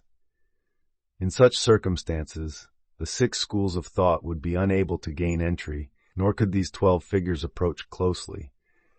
Possessing not even a place to set a cone, yet marquises and dukes could not compete with them for reputation. Holding the position of one great officer, then no single ruler could exclusively retain them, nor could any single state entirely accommodate them. How much more so would feudal lords desire them as ministers? These are sages who did not hold power. Confucius and Zigong were such individuals. Unifying the world, managing all things, nurturing the people, and benefiting all under heaven, those who are enlightened and far-reaching would all submit. In such a case, the 6 schools of thought cease to exist, and the 12 figures transform accordingly. These are sages who hold power. Shun and Yu were such individuals. What should a truly benevolent person strive for now? Above, they follow the system of Shun and Yu. Below, they adhere to the principles of Confucius and Zigong, striving to put an end to the doctrines of these 12 figures. If so, then the harms in the world will be eliminated, the duties of a benevolent person fulfilled, and the achievements of sage kings clearly established. To believe what is credible is trustworthiness. To doubt what is doubtful is also trustworthiness. Valuing the virtuous is benevolence. Despising the unworthy is also benevolence. To speak appropriately is wisdom. To remain silent appropriately is also wisdom. Therefore, knowing when to be silent is as wise as knowing what to say. Therefore, one who speaks much and remains coherent is a sage. One who speaks little yet follows the law is a gentleman. To speak much or little without following the law, and to be carried away recklessly, even if eloquent, such a person is a petty individual. Therefore, to exert effort without contributing to the people's affairs is called wicked deeds. To apply one's intellect without adhering to the principles of past sage kings is called wicked intent. Elaborate arguments and skillful analogies, fluent and convenient in expression, yet not conforming to propriety and righteousness, are called wicked discourse. These 3 forms of wickedness are what sage kings prohibit. To possess knowledge yet be treacherous, to commit theft yet appear divine, to engage in deception yet be skillful, to speak uselessly yet eloquently, and to argue meticulously yet without benevolence. These are great misfortunes for governance. To persist in deviant conduct, to defend wrongdoing with enthusiasm, to indulge in deceit with a smooth facade, and to speak eloquently yet contrary to righteousness. These were the great prohibitions of ancient times. To possess knowledge yet lack law, to be brave yet fearless of wrongdoing, to argue keenly yet hold deviant views, to indulge greatly and act upon it, to favor deceit and associate with the masses, to have swift feet yet become lost, to carry a stone and fall. These are what the world abandons. To win the hearts of all under heaven, though lofty in status and noble in rank, one does not use this to be arrogant toward others. Possessing wisdom and sage-like knowledge, yet not using it to exhaust or oppress people. Being quick-witted and swift in understanding, yet not vying to surpass others. Brave and resolute, yet not using this to harm others. When one lacks knowledge, he asks. When lacking ability, he studies. Even if capable, he remains humble and yields. Only then is virtue achieved. When meeting a ruler, one observes the righteousness of a subject. When encountering fellow townspeople, one follows the righteousness between elders and juniors. When meeting superiors in age or status, one upholds the righteousness of younger generations toward their seniors. When meeting friends, one adheres to the propriety, etiquette, and courtesy of mutual respect. When encountering those who are lowly and young, one practices the righteousness of guidance, instruction, and tolerance. There is nothing that is not loved, nothing that is not respected, no contention with others. It is as vast and encompassing as the heavens and earth, embracing all things. If so, then virtuous people will value such a person, and unworthy individuals will be drawn to him. If so, yet one remains unsubmissive, then such a person may be called strange, monstrous, and cunning. Even among juniors or subordinates, punishment should reach them and is entirely appropriate. The Shijing says, "It is not that heaven does not send timely blessings, it is that the Yin dynasty did not follow its ancient ways." Though there may be no aged and wise men, there are still established precedents and punishments to follow, yet they would not listen to these. Thus the great mandate collapsed. This is what it refers to. What was called a shishi in ancient times refers to one who is sincere and earnest, sociable and cooperative, content with wealth and honor, willing to share generously, mindful of avoiding wrongdoing, diligent in managing affairs, and ashamed of being rich alone. What is now called a shishi refers to one who is corrupt and lax, a disturber of order, arrogant and unrestrained, and greedy for profit. A lawbreaker, one who has no regard for propriety or righteousness, but is obsessed only with power and influence. What was called a chushi in ancient times refers to someone of great virtue, one who is calm and composed, upright in conduct, understanding of fate, and steadfast in righteousness.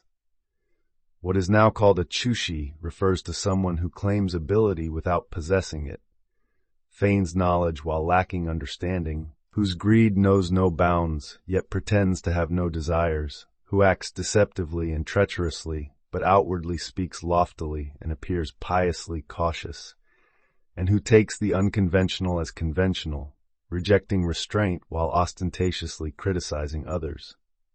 What a gentleman can and cannot do. A gentleman can act in ways that are worthy of respect, but he cannot make others necessarily honor him. He can be trustworthy, but he cannot compel others to trust him. He can be capable of being useful, but he cannot ensure that others will necessarily employ him. Therefore, a gentleman is ashamed if he does not cultivate himself, but not ashamed if he is defamed by others. He is ashamed of being untrustworthy, but not ashamed of not being trusted. He is ashamed of lacking ability, but not ashamed of not being employed. Therefore, he is not lured by praise, nor frightened by slander. He follows the way in his conduct, upholds righteousness, and maintains an upright character, remaining unmoved by external influences. This is what is called a truly virtuous gentleman. The Shijing says, "Gentle and respectful people form the foundation of virtue." This is what it refers to. The demeanor of a virtuous gentleman: his hat is properly adjusted, his robe hangs evenly, and his bearing is dignified. His manner is solemn, stately, composed, graceful, expansive, broad-minded, clear, and open. This is the demeanor of a father or elder brother. His hat is properly adjusted, his robes hang evenly, and his expression is reverent. He appears modest, respectful, composed, upright, reserved, perceptive, meticulous, and attentive. This is the demeanor of younger sons or juniors. I will tell you about the arrogant appearance of scholars. Their hats are disheveled, their ribbons loosely tied, and their bearing is careless and slovenly. They appear boisterous, fickle, indifferent, dim-witted, anxious, overly meticulous, and ostentatiously proud. In the midst of wine, food, music, and beauty, they appear drowsy and oblivious. In matters of ritual and propriety, they act hurriedly and with affected solemnity. In the midst of laborious endeavors, they appear sluggish and indifferent, shirking responsibility and deceiving others, devoid of shame and unembarrassed by disgrace. This is the arrogance of scholars. They let their hats hang askew, speak in affected and hollow words, walk like Yu and stride like Shun. This is the lowly Confucian of the Zhejiang school. They straighten their clothing and hats, compose their expressions, and remain silently reserved all day. This is the lowly Confucians of the Zixia school. Shirking responsibility, devoid of shame, and indulging in food and drink, they insist that gentlemen need not exert themselves. This is the lowly Confucian of the Ziyu school. A true gentleman is not so. He remains relaxed yet diligent, toils without weariness. He upholds the fundamental principles while adapting to changing circumstances, and in every situation finds the appropriate course of action. Only then can one be called a sage. Chapter 7. Confucius. The disciples of Zhongni, even boys 5 chi tall, would feel ashamed to mention the 5 hegemons. Why is this so? He said, yes, they are indeed ashamed to be mentioned. Qi Huan was the most prominent of the 5 hegemons, yet in previous events he killed his elder brother and vied for the throne. In terms of personal conduct, he had 7 unmarried sisters and cousins within his household. Inside the family quarters, there was indulgence in music and luxury, and even the resources allocated to Qi were insufficient to support it. In external affairs, he deceived Julu and ambushed Ju, annexing 35 states. His actions were thus so treacherous, corrupt, and extravagant. How could such a person possibly be worthy of mention at the door of a great gentleman? If one acts in this manner and yet does not perish, but instead becomes a hegemon, why is that? He said, alas! Qi Huangdong possessed the great virtue of a ruler over all under heaven. Who could possibly bring about his downfall? He trusted that Guanzhong's ability was sufficient to entrust the state to. This was the great wisdom of all under heaven. He forgave his anger, forgot about his enemies, and thus appointed him as Zhongfu. This was the great resolve of all under heaven. Appointing him as Zhongfu, no noble relatives dared to envy him. Granting him the high position of Guo, the ministers of the court did not dare to resent him. Bestowing upon him 300 shush, no wealthy individuals dared to resist it. Nobles and commoners, the elderly and the young, all in order, none failed to follow Duke Huan and honor him with reverence. This was the great virtue of all under heaven. If a feudal lord possessed even one such virtue, then none could bring about his downfall. Duke Huan possessed all of these several virtues in full measure. How then could he possibly be doomed to failure? His hegemony, therefore, was entirely justified. It was not due to luck, but to the natural order of things. Yet the disciples of Confucius, even boys 5 chi tall, feel ashamed to mention the 5 hegemons. Why is this so? He said, yes, they did not base their rule on political instruction and moral teaching, nor did they achieve great virtue or lofty ideals. They were not deeply refined in culture and reason, nor did they truly win the hearts of people. They relied on strategies, carefully assessed labor and rest, accumulated resources for warfare, and were capable of turning the tide against their enemies. They achieved victory through deceitful intentions. They cloaked competition in the guise of yielding, relying on benevolence while pursuing profit. They were outstanding among the petty-minded. How could such individuals possibly be worthy of mention at the gate of a great gentleman? The true sovereign is not like that.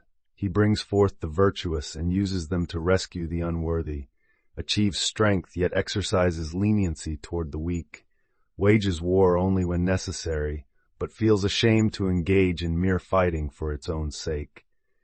He naturally cultivates culture and order, demonstrating this to all under heaven. Thus, violent states will inevitably transform on their own. Only when there are disasters and disorders should punishment follow. Therefore, the punishments of a sage ruler are exceedingly infrequent. King Wen punished 4 offenders. King Wu punished 2. When the Duke of Zhou completed his task and passed it on to King Cheng, then peace reigned with no need for punishment at all. Therefore, how could the way possibly not be put into practice? King Wen governed a territory of 100 li and yet unified all under heaven. Jie and Zhou abandoned it, possessing great power over all under heaven, yet they could not end their days as commoners. Therefore, if one uses the way properly, even a state of merely 100 li in territory is sufficient to stand independently. If one does not use it well, then even a state as vast as Chu, spanning 6,000 li, may become subject to the subjugation of its enemies. Therefore, a ruler who does not strive to obtain the way, but merely seeks to expand his power, this is precisely why he falls into peril. The method for maintaining favor and holding a position throughout one's life, without ever losing it. When the ruler honors and elevates him, he remains respectful and deferential. When the ruler trusts and loves him, he acts with care and humility. When the ruler entrusts him fully, he adheres strictly to his duties and is meticulous. When the ruler keeps him close, he maintains proper conduct without deviating into impropriety. When the ruler distances himself, he remains wholehearted and does not betray. When the ruler reduces or demotes him, he feels fear but harbors no resentment. He is honored without arrogance, trusted yet does not act with complacency, and entrusted with great responsibilities yet dares not to be exclusive or domineering. When wealth and profit come his way, he is pleased but does not act greedily. He will certainly exhaust all the principles of humility and yielding before accepting them. When blessings come, he responds with harmony and order. When misfortunes arrive, he remains calm and composed in handling them. In wealth he generously bestows. In poverty he practices frugality.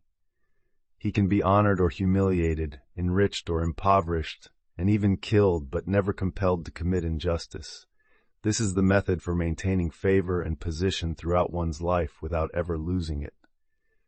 Even when in a state of poverty and obscurity, he still takes this as his model. Such a person is called a fortunate man. The Shi Jing says, "Win the favor of this one person, respond to the marquise with virtue, forever speak of filial thoughts, bright indeed is the legacy to be inherited." This is what it refers to. The method for seeking a favorable position of great responsibility, managing momentous affairs, and enjoying favor in a state with 10,000 chariots, without encountering future troubles. Nothing is better than cultivating harmony, supporting the virtuous, widely bestowing benefits, eliminating resentment, and causing no harm to others. If one is capable of shouldering such a role, then he must carefully follow this path. If one is capable but not suited to bear the responsibility and fears losing favor, then it is better to cultivate harmony early on, recommend the virtuous and able, and quietly follow in their wake. In this way, if one gains favor, he will surely be honored. If he loses favor, he will certainly remain without blame. This is the treasure of those who serve their ruler, and the sure method for avoiding future troubles. Therefore, when a person who understands warfare undertakes an action, if things are full and prosperous, he considers the possibility of decline. If things seem level and stable, he anticipates danger. If all appears safe, he prepares for peril. He repeatedly and thoroughly plans in advance, yet still fears the arrival of misfortune. Thus, in 100 endeavors, he never falls into failure. Confucius said, "Skillful and fond of rules, one must observe moderation. Brave and fond of harmony, one will surely triumph. Wise and fond of humility, one must be virtuous." This is what it refers to. The foolish are the opposite. When placed in positions of power and authority, they like to monopolize affairs and envy the virtuous and capable. They suppress those with merit while pushing forward those guilty of crimes. Their hearts are filled with arrogance and pride, and they treat old grievances lightly. They are stingy and refuse to bestow benefits. They curry favor upward to gain importance, and seize power downward to harm others. Though they may wish to avoid peril, can they truly do so? Therefore, when one's position is lofty, peril is inevitable. When responsibilities are great, failure is certain. When favor is monopolized, disgrace will surely follow. Such outcomes can be expected with certainty, as predictable as waiting for a pot to boil dry. Why is this so? It is because those who bring about their downfall are many, while those who support them are few. The way of conduct in the world, when used to serve a ruler, will surely lead to success. When practiced as benevolence, it will inevitably make one a sage. Establish lofty principles and remain unwavering. Then, with reverence and humility, lead by example. With loyalty and trustworthiness, unify the people. With carefulness and prudence, carry it out. With sincerity and uprightness, safeguard it. When faced with adversity or hardship, apply oneself diligently and energetically to reinforce and uphold it. Even if the ruler does not recognize one's efforts, there should be no heart of resentment or hatred. Though one's achievements may be great, there should be no display of self-congratulation or moral arrogance. With modesty and a desire for greater accomplishments, maintain reverence and respect without tiring. If one acts in this way, then there will always be harmony and no obstacles. When used to serve a ruler, it will surely lead to success. Practiced as benevolence, one becomes a sage. This is called the way of conduct in the world. The young serve the elder, the lowly serve the noble, and the unworthy serve the virtuous. This is the universal principle of the world. There are those who, though not holding a position above others, feel ashamed to be beneath them. This is the mind of an unscrupulous person. If one's aspirations cannot escape from treacherous thoughts, and his conduct cannot avoid devious ways, yet he seeks the reputation of a gentleman or sage, this is like lying down to suckle the sky, or trying to save a falling rope by pulling at its end. Such words will surely not be put into practice. The more one strives, the further away success becomes. Therefore, a gentleman bends when it is the right time to bend, and stretches forth when it is the right time to do so. Chapter 8. Efficacy of the Scholar. The effectiveness of a great scholar. When King Wu died, Crown Prince Cheng was young. Duke of Zhou shielded Crown Prince Cheng and took over for King Wu to manage the world, out of concern that the people would betray the Zhou dynasty. He took over the throne's authority, decided matters of state for the empire, and yet acted as if it were something he had always possessed, and thus the people did not call him greedy. He killed Guan Shu, emptied the state of Yin, yet the people of the world did not call him cruel. He established control over the empire and founded 71 states, 53 of which were ruled by members of the Ji clan, yet the people did not call him biased. He instructed and guided Crown Prince Cheng, enabling him to understand the way, and was thus able to follow in the footsteps of King Wen and King Wu without leaving obvious traces. Duke of Zhou returned to Zhou, restored authority to Crown Prince Cheng, yet the people throughout the world did not cease their service to the Zhou dynasty. Yet Duke of Zhou still knelt facing north to pay homage to him. The Son of Heaven is a position that cannot be briefly assumed, nor can it be temporarily held by another. If one is capable, the empire will submit to him. If not, the people will abandon him. Therefore, Duke of Zhou shielded Crown Prince Cheng in favor of King Wu and took charge of the world, fearing that the people would turn away from the Zhou dynasty. When Crown Prince Cheng came of age and became an adult, Duke of Zhou returned to his own position and relinquished authority, thereby demonstrating the principle that a minister must not overshadow his sovereign. Duke of Zhou no longer held dominion over the empire. Previously he had authority over the world, but now he does not. This was not an act of seizing power for himself. Crown Prince Cheng previously did not hold dominion over the world, and now he does. This was not a case of taking it by force. It was simply a natural change in circumstances and order. Therefore, taking over temporarily as a deputy rather than the sovereign is not considered an act of usurpation. Killing one's elder brother on behalf of justice is not regarded as brutality. A minister and sovereign exchanging roles temporarily is not considered disorderly. By relying on the harmony of the people and completing the cause of King Wen and King Wu, he clarified the principle that a deputy must not overshadow the sovereign. Thus, though there were changes in roles, the world remained unified and at peace as before. Only a sage could accomplish such a feat. This is what is meant by the effectiveness of a great scholar. King Zhao of Qin asked Sun Qingzi, "Scholars are of no benefit to a state." Sun Qingzi replied, "A scholar follows the example of past sage kings, upholds propriety and righteousness, is careful in his conduct as a minister or son, and places great value on his sovereign." If a ruler employs such scholars, then the state will be well governed from within the court. If they are not employed, then they retreat among the common people and remain upright and conscientious. They will surely be obedient subjects.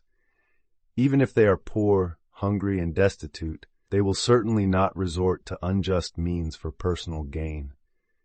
Though possessing no land, even as small as a place to stick a cone, they are clear in their understanding of the great principles of preserving the state.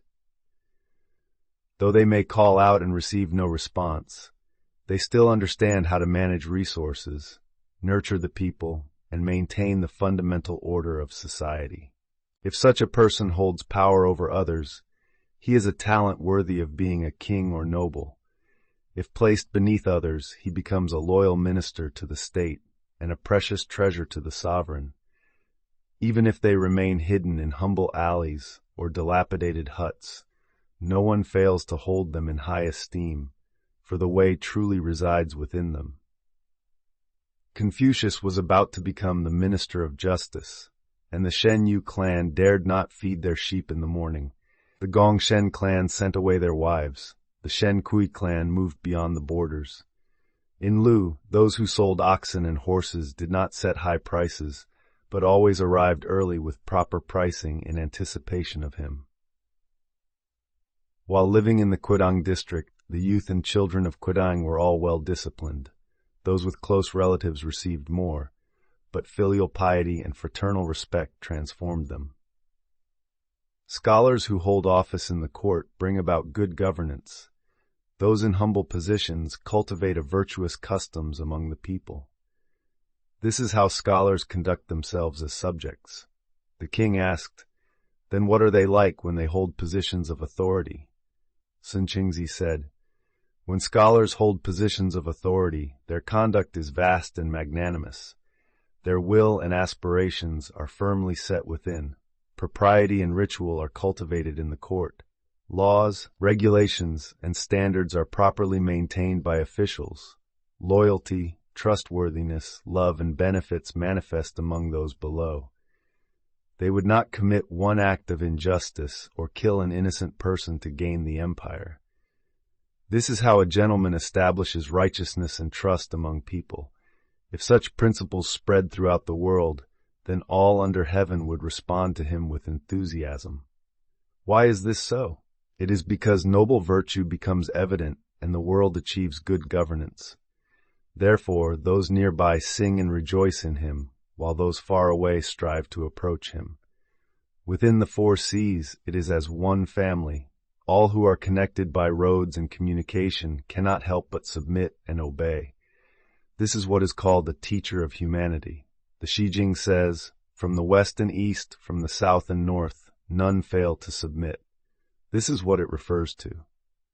When they are subjects, they conduct themselves in such a manner. When they hold authority, they act in this way. How can one say that scholars are of no benefit to the state? King Zhao said, "Well said." The way of the sage kings is the highest virtue for humanity, and one should follow it with balanced conduct. What is meant by balanced conduct? It means propriety and righteousness. The way is not the way of heaven, nor the way of earth. It is the way for human beings, the path followed by gentlemen. What a gentleman means by virtuous is not merely being able to do everything that others can do. What a gentleman means by wise is not simply knowing all that others know. What a gentleman means by eloquent is not merely being able to argue every point that others debate. What a gentleman means by perceptive is not simply being able to observe everything that others notice. There are limits and boundaries to these things. In judging the high and low ground, assessing fertile or poor soil, arranging the 5 types of crops, a gentleman is no match for a farmer. In facilitating trade, distinguishing quality and value, discerning price differences, a gentleman is no match for merchants. In setting up compasses and squares, using measuring lines, preparing tools, a gentleman is no match for artisans. In not distinguishing between what is right or wrong, true or false, yet engaging in mutual praise and shame, a gentleman is no match for huishi and dengshi. In matters of evaluating virtue and assigning rank, measuring ability and granting office, ensuring that the virtuous and the unworthy each receive their proper place, that those capable or incapable are given appropriate positions, that all things find their suitable roles, and that affairs meet with fitting responses, then even the followers of Shen Buhai and Mozi cannot advance their arguments, nor will Hui Shi and Deng Shi dare to challenge with their sharp scrutiny. In such cases, speech must conform to reason, and actions must align with practical concerns. This is where a gentleman's true strength lies. In all matters of conduct and action, if they are beneficial for governance, establish them. If they serve no purpose in managing affairs properly, abolish them. This is called balanced governance. In all knowledge and discourse, if they are beneficial to managing affairs properly, pursue them. If they serve no such purpose, abandon them. This is called balanced discourse. Actions and conduct that deviate from balance are called corrupt deeds. Knowledge and discourse that deviate from balance are termed corrupt ways. Corrupt deeds and corrupt ways are rejected in a well-governed age but followed and accepted in times of disorder. As for the mutual transformation of fullness and emptiness, or the distinctions between hard white and same different, these are things beyond the capacity of sharp ears to hear, clear eyes to see, or eloquent speakers to articulate. Even with the wisdom of a sage, one could not easily point them out with a bent finger. Not knowing these things does no harm to being a gentleman. Understanding them does no discredit to being a petty person. Artisans who do not understand them are still skillful without harm. Gentlemen who do not know them are still capable of good governance without harm. If rulers and nobles favor such things, laws will be disrupted. If the common people favor them, affairs will fall into disorder. And those who are reckless, confused, and narrow-minded will begin to lead their followers, argue their theories, clarify their fallacious claims, and even elders and respected figures may not recognize the harm in them. This is called the highest form of foolishness, worse even than those who can merely distinguish between chickens and dogs by name. The Shijing says, "They are ghosts or huyu, elusive and hard to grasp. With shameless faces, they look upon others without limit." Composing this song of praise, they reach the height of deceit and treachery. I wish to be humble yet honored, foolish yet wise, poor yet rich. Can this be possible? It is only through learning. Those who study and put their knowledge into practice are called scholars. Those who diligently pursue learning with reverence are gentlemen. Those who truly understand it are sages. If I can ascend to the level of a sage and descend as a scholar or gentleman, who could possibly hinder me? Previously, I was an ordinary person without distinction, but in a short time, I can be equal to Yao and you. How could this not mean rising from humble to honored status? Previously, I could not even distinguish between the front and back of a house, so confused was I. But in a short time, I can now understand benevolence and righteousness, discern right from wrong, turn the affairs of the world as if they were in my palm, and distinguish black from white. How could this not mean transforming from foolishness to wisdom? Previously, I was a wretched and destitute person, but in a short while the great instruments for governing the world are now within my grasp. How could this not mean moving from poverty to wealth? Now suppose there is a person here who secretly possesses treasures worth thousands of ye, yet must beg for food to survive. People would still call him rich. Those treasures cannot be worn as clothing, eaten for sustenance, or easily sold even if bent over in desperation. Yet people still call him rich. Why is this? Is it not because the true instruments of great wealth are indeed within his possession? Thus, even though he appears destitute, he is still considered a wealthy person. How could this not mean transitioning from poverty to riches? Therefore, a gentleman may hold no title yet be honored, possess no salary yet be rich, speak not at all and still be trusted, show no anger and still command respect, dwell in hardship yet enjoy honor, live alone yet find joy. Is this not because the highest honor, greatest wealth, deepest respect, and most profound dignity have all accumulated within him? Therefore it is said, noble reputation cannot be obtained through factional rivalry, cannot be claimed by boastful pretense, and cannot be coerced through power or intimidation. It can only be achieved when one genuinely embodies these virtues. Striving for it leads to loss, yielding to it brings its attainment. Following the way leads to accumulation of virtue, while boastful pretense results in emptiness. Therefore, a gentleman diligently cultivates his inner self and yields outwardly. He strives to accumulate virtue within himself and conducts his affairs in accordance with the way. Thus, noble reputation arises like the sun and moon, and all under heaven respond to it as thunder and lightning. Therefore it is said, a gentleman remains hidden yet becomes prominent, subtle yet clear, and through yielding achieves victory. The Shi Jing says, the crane cries from the marshes of Yugao, its voice heard in heaven. This is what it means. The petty man does the opposite. He aligns with factions yet gains less praise, engages in vulgar contention and thus suffers greater disgrace. He toils endlessly in pursuit of comfort and profit, yet his own person becomes increasingly endangered. The Shi Jing says, among the people without virtue, resentment grows on one side. They accept titles without yielding, and thus destruction comes to them. This is what it means. Therefore, one who is small yet serves the great is like a person with little strength bearing a heavy burden. There is no alternative but to break or collapse. A person of poor character who falsely claims virtue is like a hunchback who desires to reach great heights. The more people point at his head, the greater their ridicule. Therefore, an enlightened ruler examines virtue and arranges positions accordingly in order to prevent disorder. Loyal ministers accept office only after genuinely demonstrating ability, so as to avoid eventual downfall. The hierarchy remains orderly above, and capability is not exhausted below. This is the ultimate state of governance and clarity. The Shi Jing says, smoothly on all sides, thus they follow as a rule. This speaks of the interaction between ruler and subject not being in disorder. To regard conformity to custom as virtue, to value wealth as treasure, and to see self-preservation as the highest principle, this is the morality of the common people. To uphold law with unwavering firmness, and not allow private desires to disturb what one has heard.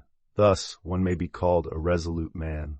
To uphold the law with utmost firmness and diligently cultivate and correct what one has heard, thereby refining one's nature and disposition. His words are often appropriate, yet he does not fully understand. His conduct is often proper, yet it has not yet achieved stability. His wisdom and deliberation are often sound, yet they have not yet attained thoroughness. Above, he is able to greatly honor what is esteemed. Below, he can open the way for those less accomplished than himself. Thus, one may be called a sincere and noble gentleman. To cultivate the laws of all past kings is like distinguishing between white and black. To respond to changes in the present age is as simple as counting 1, 2.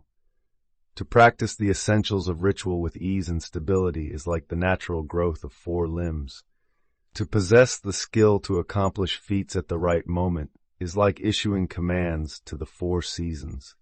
To govern with fairness and harmony, guiding the good nature of the people, millions in number, yet united as one person. Thus, one may be called a sage. Orderly and methodical, it is clear in its principles. Solemn and reverent, it demonstrates self-respect. Consistent and measured, it maintains beginning and end. Enduring and steadfast, it ensures lasting stability. Joyful and unwavering, it adheres to the way without faltering. Bright and discerning, it employs wisdom with clarity.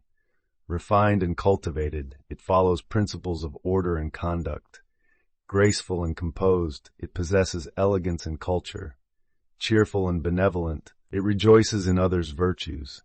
Cautious and thoughtful, it fears that people may not act appropriately. Thus, one may be called a sage indeed.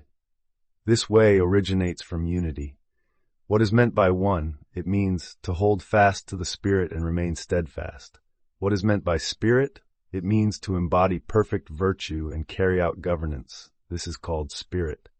To be so steadfast that nothing among the myriad things can shake one's resolve. Is this not what is meant by being firm? To possess spirit and steadfastness is to be a sage. A sage is the master of the way. He holds the key to the principles of all under heaven and unifies the ways of 100 past kings into one. Therefore, the teachings of poetry, history, ritual, and music all return to this principle. The Shijing expresses this in its aspirations. The Shujing records it in its events. The rites embody it in conduct. Music reflects it in harmony, and the Chungchu conveys it through subtle implications. Therefore, the reason why the Feng poems do not stray is that they are regulated by this principle. The reason the Xiaoya is called small is that it is refined by this standard. The reason the Daya is called great is that it is illuminated by this light. And the reason the song is considered supreme is that it is made universal through this. Thus, all the principles of the world are fully embodied in this. Those who follow this principle flourish. Those who deviate from it perish. From ancient times to the present, there has never been one who followed this principle yet failed, or deviated from it yet survived. A guest once said, Confucius said, Duke of Zhou was truly great. Of noble rank yet more reverent, wealthy in family yet more frugal, victorious over enemies yet more cautious. It was replied, this is probably not the conduct of Duke of Zhou, nor the words of Confucius. When King Wu died and Crown Prince Cheng was still a child, Duke of Zhou set aside Crown Prince Cheng in favor of King Wu. He assumed the position of Son of Heaven, stood behind the screen facing the court, and feudal lords hurriedly gathered beneath the hall. At that time, who could have been reverent? He established 71 states to govern the world, and among them 53 were ruled by members of the Ji clan. The descendants of Zhou, so long as they were not mad or deluded, none failed to become prominent feudal lords under heaven. Who would say Duke of Zhou was frugal? When King Wu attacked King Zhou, he proceeded with military caution each day. Marching eastward to meet the Taisui, a symbolic direction associated with calamity, his army reached Fan and encountered floods, arrived at Huai and suffered destruction. and upon reaching Gongtou, they passed through mountain tunnels. Huoshu feared and said, "Within 3 days of departure, 5 disasters have occurred. This may not be possible to continue." Duke of Zhou said, "They flayed Bigan and imprisoned Gz. Phalian and Eli held power. How could this situation be acceptable?" Thus, he selected his horses and pressed forward, having breakfast at Qi in the morning and staying overnight at Baiquan, finally arriving at Musu Field by dawn. The drums were beaten, and King Zhou's soldiers changed their direction. Thus, they rode upon the people of Yin and killed King Zhou. Those who killed him were not the Zhou people, but the people of Yin themselves. Therefore, there was no capture of a leader or enemy, and no reward for braving danger. Returning, they established 3 reforms, laid down the 5 weapons, united all under heaven, and instituted music. At this time, the martial dance of Wuxiang arose while the Shaohu music was abandoned. Within the 4 seas, none failed to change their hearts and thoughts, transforming themselves to conform to this new order. Therefore external gates remained unbarred, and they ruled over all under heaven without seeking anything further. At that time, who could be said to have been cautious? Zhao Fu was a master charioteer of the world. Without a carriage and horse, there would be no way to demonstrate his skill. Hou Yi was an expert archer in all under heaven. Without bow and arrow, there would be nothing to show his dexterity. A great scholar is one who skillfully harmonizes the entire world. Without a territory of 100 li, there would be no opportunity to demonstrate his achievements. Even if the carriage is solid and the horse well chosen, yet one cannot travel great distances, covering 1,000 li in a single day, then it is not Zhao Fu. Even if the bow is well adjusted and the arrow straight, yet one cannot shoot far or hit a fine target, then it is not Hou Yi. With a territory of merely 100 li, yet unable to harmonize the entire world or control the strong and violent, then it is not a great scholar.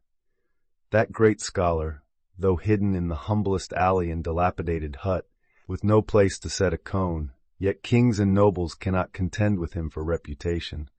If he holds the position of a high-ranking official, then one ruler cannot exclusively retain him, and one state cannot solely accommodate him. How much more so for fame? Among feudal lords, none would not wish to have him as their minister. With a territory of merely 100 li, yet no state spanning 1,000 li could rival his success. He disciplines tyrannical states, unifies all under heaven, and none can shake him from his course. This is the mark of a great scholar. His words are coherent, his conduct follows ritual, his actions are free from regret, and in holding firm against danger or responding to change, he always acts appropriately. He adapts with the times, conforms to the world's trends. Whether 1,000 actions or 10,000 changes, his way remains one and unchanging. This is the standard of a great scholar. When in hardship, vulgar scholars mock him. When he attains success, outstanding men are transformed by him. Petty and unworthy individuals flee from him. False doctrines fear him, and common people feel ashamed in his presence. When successful, he unifies the world. When in adversity, he stands alone with a noble reputation. Heaven cannot kill him, earth cannot bury him, and even in an age of tyrants like Jie or bandits like Ji, no one can defile his virtue. None but a great scholar could stand thus. Confucius and Zigong are such examples. Therefore, there are common people, vulgar scholars, refined scholars, and great scholars. Those who do not study or inquire, lack righteousness, and regard wealth and profit as the highest value. These are common people. They wear loose robes with narrow sashes, loosely fasten their hats, vaguely follow the laws of past kings while sufficient to confuse worldly affairs. They mix mistaken learning and haphazard actions, do not know how to unify systems by following later kings' laws, nor understand the importance of ritual and righteousness over poetry and history. Their attire, hats, and conduct are as false as those of the common world, yet they do not know to despise it. Their speech and discourse hold no distinction from that of Moses, yet their minds are unable to discern the difference. They invoke past kings to deceive the ignorant in pursuit of food and clothing. When they acquire enough stored goods to satisfy their needs, they strut about with an air of self-importance. They follow their eldest son, serve those who flatter them, and elevate favored guests, behaving as if they were lifelong captives without the courage to entertain any other aspirations. These are vulgar scholars. They follow later kings' laws and unify systems, elevate ritual and righteousness while downplaying poetry and history. Their words and actions already follow great principles, yet their understanding cannot extend to what the law and teachings do not cover, or what they have not heard or seen. Thus, their knowledge is limited in its ability to generalize. They say they know when they know, and admit ignorance when they do not. Inwardly, they do not deceive themselves. Outwardly, they do not mislead others. Thus, they respect the virtuous, revere the law, and dare not be lazy or arrogant. These are refined scholars. They follow the laws of past kings, uphold ritual and righteousness, and unify systems. They use simplicity to grasp complexity, apply ancient principles to modern times, and govern myriad things with one principle. If something belongs to the category of benevolence and righteousness, even if it exists among birds and beasts, it is as clear as distinguishing black from white. When strange and extraordinary phenomena arise unexpectedly, which have never been heard of or seen before, suddenly emerging from one direction, they raise the general principles to respond to them without hesitation or fabrication. They apply laws and measure accordingly, and it aligns perfectly as if matching a token. These are great scholars. Therefore, when a ruler employs vulgar people, even a kingdom with 10,000 chariots will perish. When a ruler employs vulgar scholars, then a kingdom with 10,000 chariots may survive. When a ruler employs refined scholars, even a medium-sized kingdom with 1,000 chariots can be at peace. When a ruler employs great scholars, then even a territory of 100 li, after some time in 3 years, will unify the world and bring all feudal lords under his subordination. When such a ruler governs a kingdom with 10,000 chariots, then every action he takes will bring stability, and within one morning he may become the hegemon. Not hearing is worse than hearing. Hearing is worse than seeing. Seeing is worse than understanding. And understanding is worse than putting it into practice. Learning culminates only when one puts it into action. Putting it into practice is true understanding. True understanding makes one a sage. A sage is one who upholds benevolence and righteousness, discerns right from wrong, aligns words with actions, and does not deviate by the slightest. There is no other way to it. It is simply a matter of putting it into practice. Hearing without seeing, though one may be widely knowledgeable, will inevitably lead to error. Seeing it without understanding, though one may recognize it, will still result in delusion. Understanding it, but not putting it into practice, though one may be sincere, will inevitably lead to failure. Not hearing and not seeing, then even if something is appropriate, it is not benevolence. Their way will fail 100 times in 100 attempts. Therefore, if a person has no teacher and no law yet claims to know, he will surely become a thief. If bold without guidance, he will become a bandit. If claiming ability without foundation, he will cause chaos. If overly perceptive without direction, he will become eccentric. And if eloquent without principle, he will resort to falsehood. If a person has a teacher and follows the law, then knowledge will quickly become clear. Courage will swiftly lead to reverence. Claiming ability will rapidly result in accomplishment. Perception will quickly reach its full extent, and eloquence will promptly produce sound reasoning. Therefore, having a teacher and following the law are humanity's greatest treasures. To lack a teacher and the law is humanity's great misfortune. A person without a teacher or laws will merely indulge in his nature. With a teacher and laws, one will instead cultivate accumulated virtue. And teachers and laws are what one acquires through circumstances, not something received from innate nature. Innate nature alone is insufficient to establish independence or achieve good governance. Nature is something I cannot control, yet it can be transformed. Accumulated virtue is not inherently mine, but it can be cultivated through effort. Attention to conduct and habitual practices, this is how nature is transformed.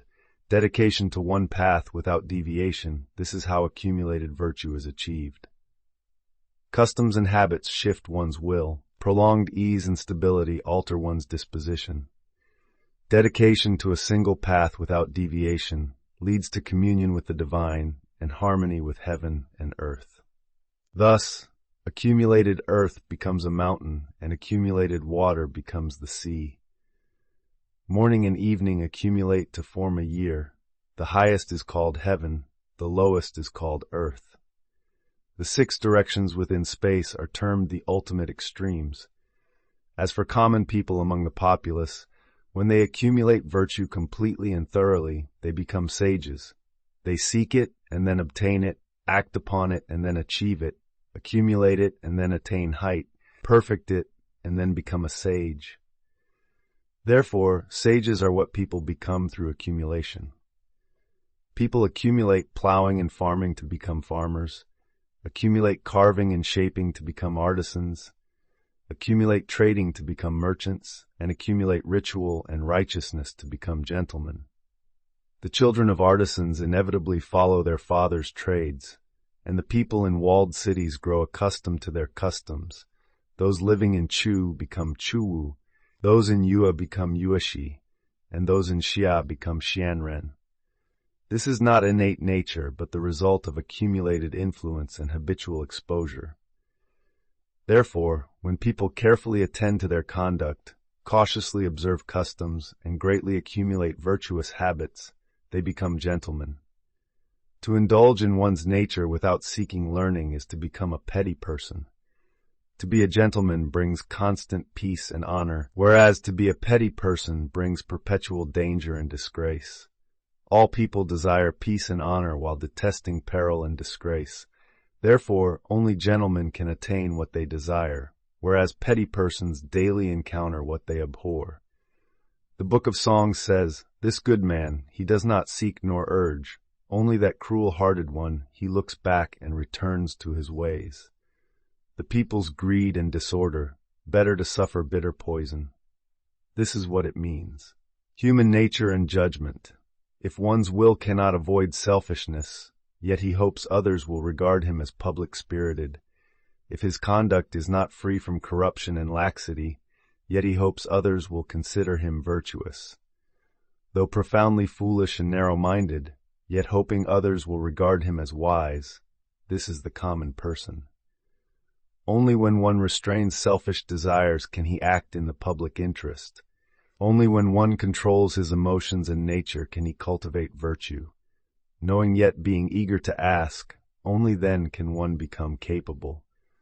To act in the public interest, cultivate virtue, and possess capability, this may be called a minor scholar. If one's will is steadfast in the public good, his conduct consistently virtuous, and his knowledge comprehensive and systematic, then he may be called a great scholar. A great scholar holds the position of one of the 3 dukes under the sun of heaven. Minor scholars are the feudal lords, high officials, and gentlemen. Common people are artisans, farmers, merchants, and traders. Ritual is the standard by which a ruler measures officials, like inches, feet, and rods, to regulate their conduct. This completes the human relationships. A gentleman speaks with propriety, acts within boundaries, and follows a single principle of the way. In speaking of governance and order, one must not fall short of ensuring peace and preservation. In speaking of will and aspirations, one must not be inferior to a gentleman. In speaking of morality and the way, one does not differ from later kings. To speak of the way beyond the 3 dynasties is called reckless. To follow laws conflicting with those of later kings is considered unrefined. revering what is high and respecting what is low, honoring the small and serving the great. There is nothing beyond this. This is how a gentleman expresses his will and aspirations within the bounds of propriety and in the halls of court. Therefore, when feudal lords inquire about governance but do not ask about peace and preservation, one should not inform them. When an ordinary person inquires about learning but does not aspire to become a gentleman, one should not teach him. Doctrines from the 100 schools of thought that do not align with later kings are not to be heeded. This is what is meant by a gentleman's speech, being bound by propriety, and his conduct guided by clear boundaries. Our audiobook ends here. Thank you for listening. If you want any particular book on this channel, please let us know in the comments.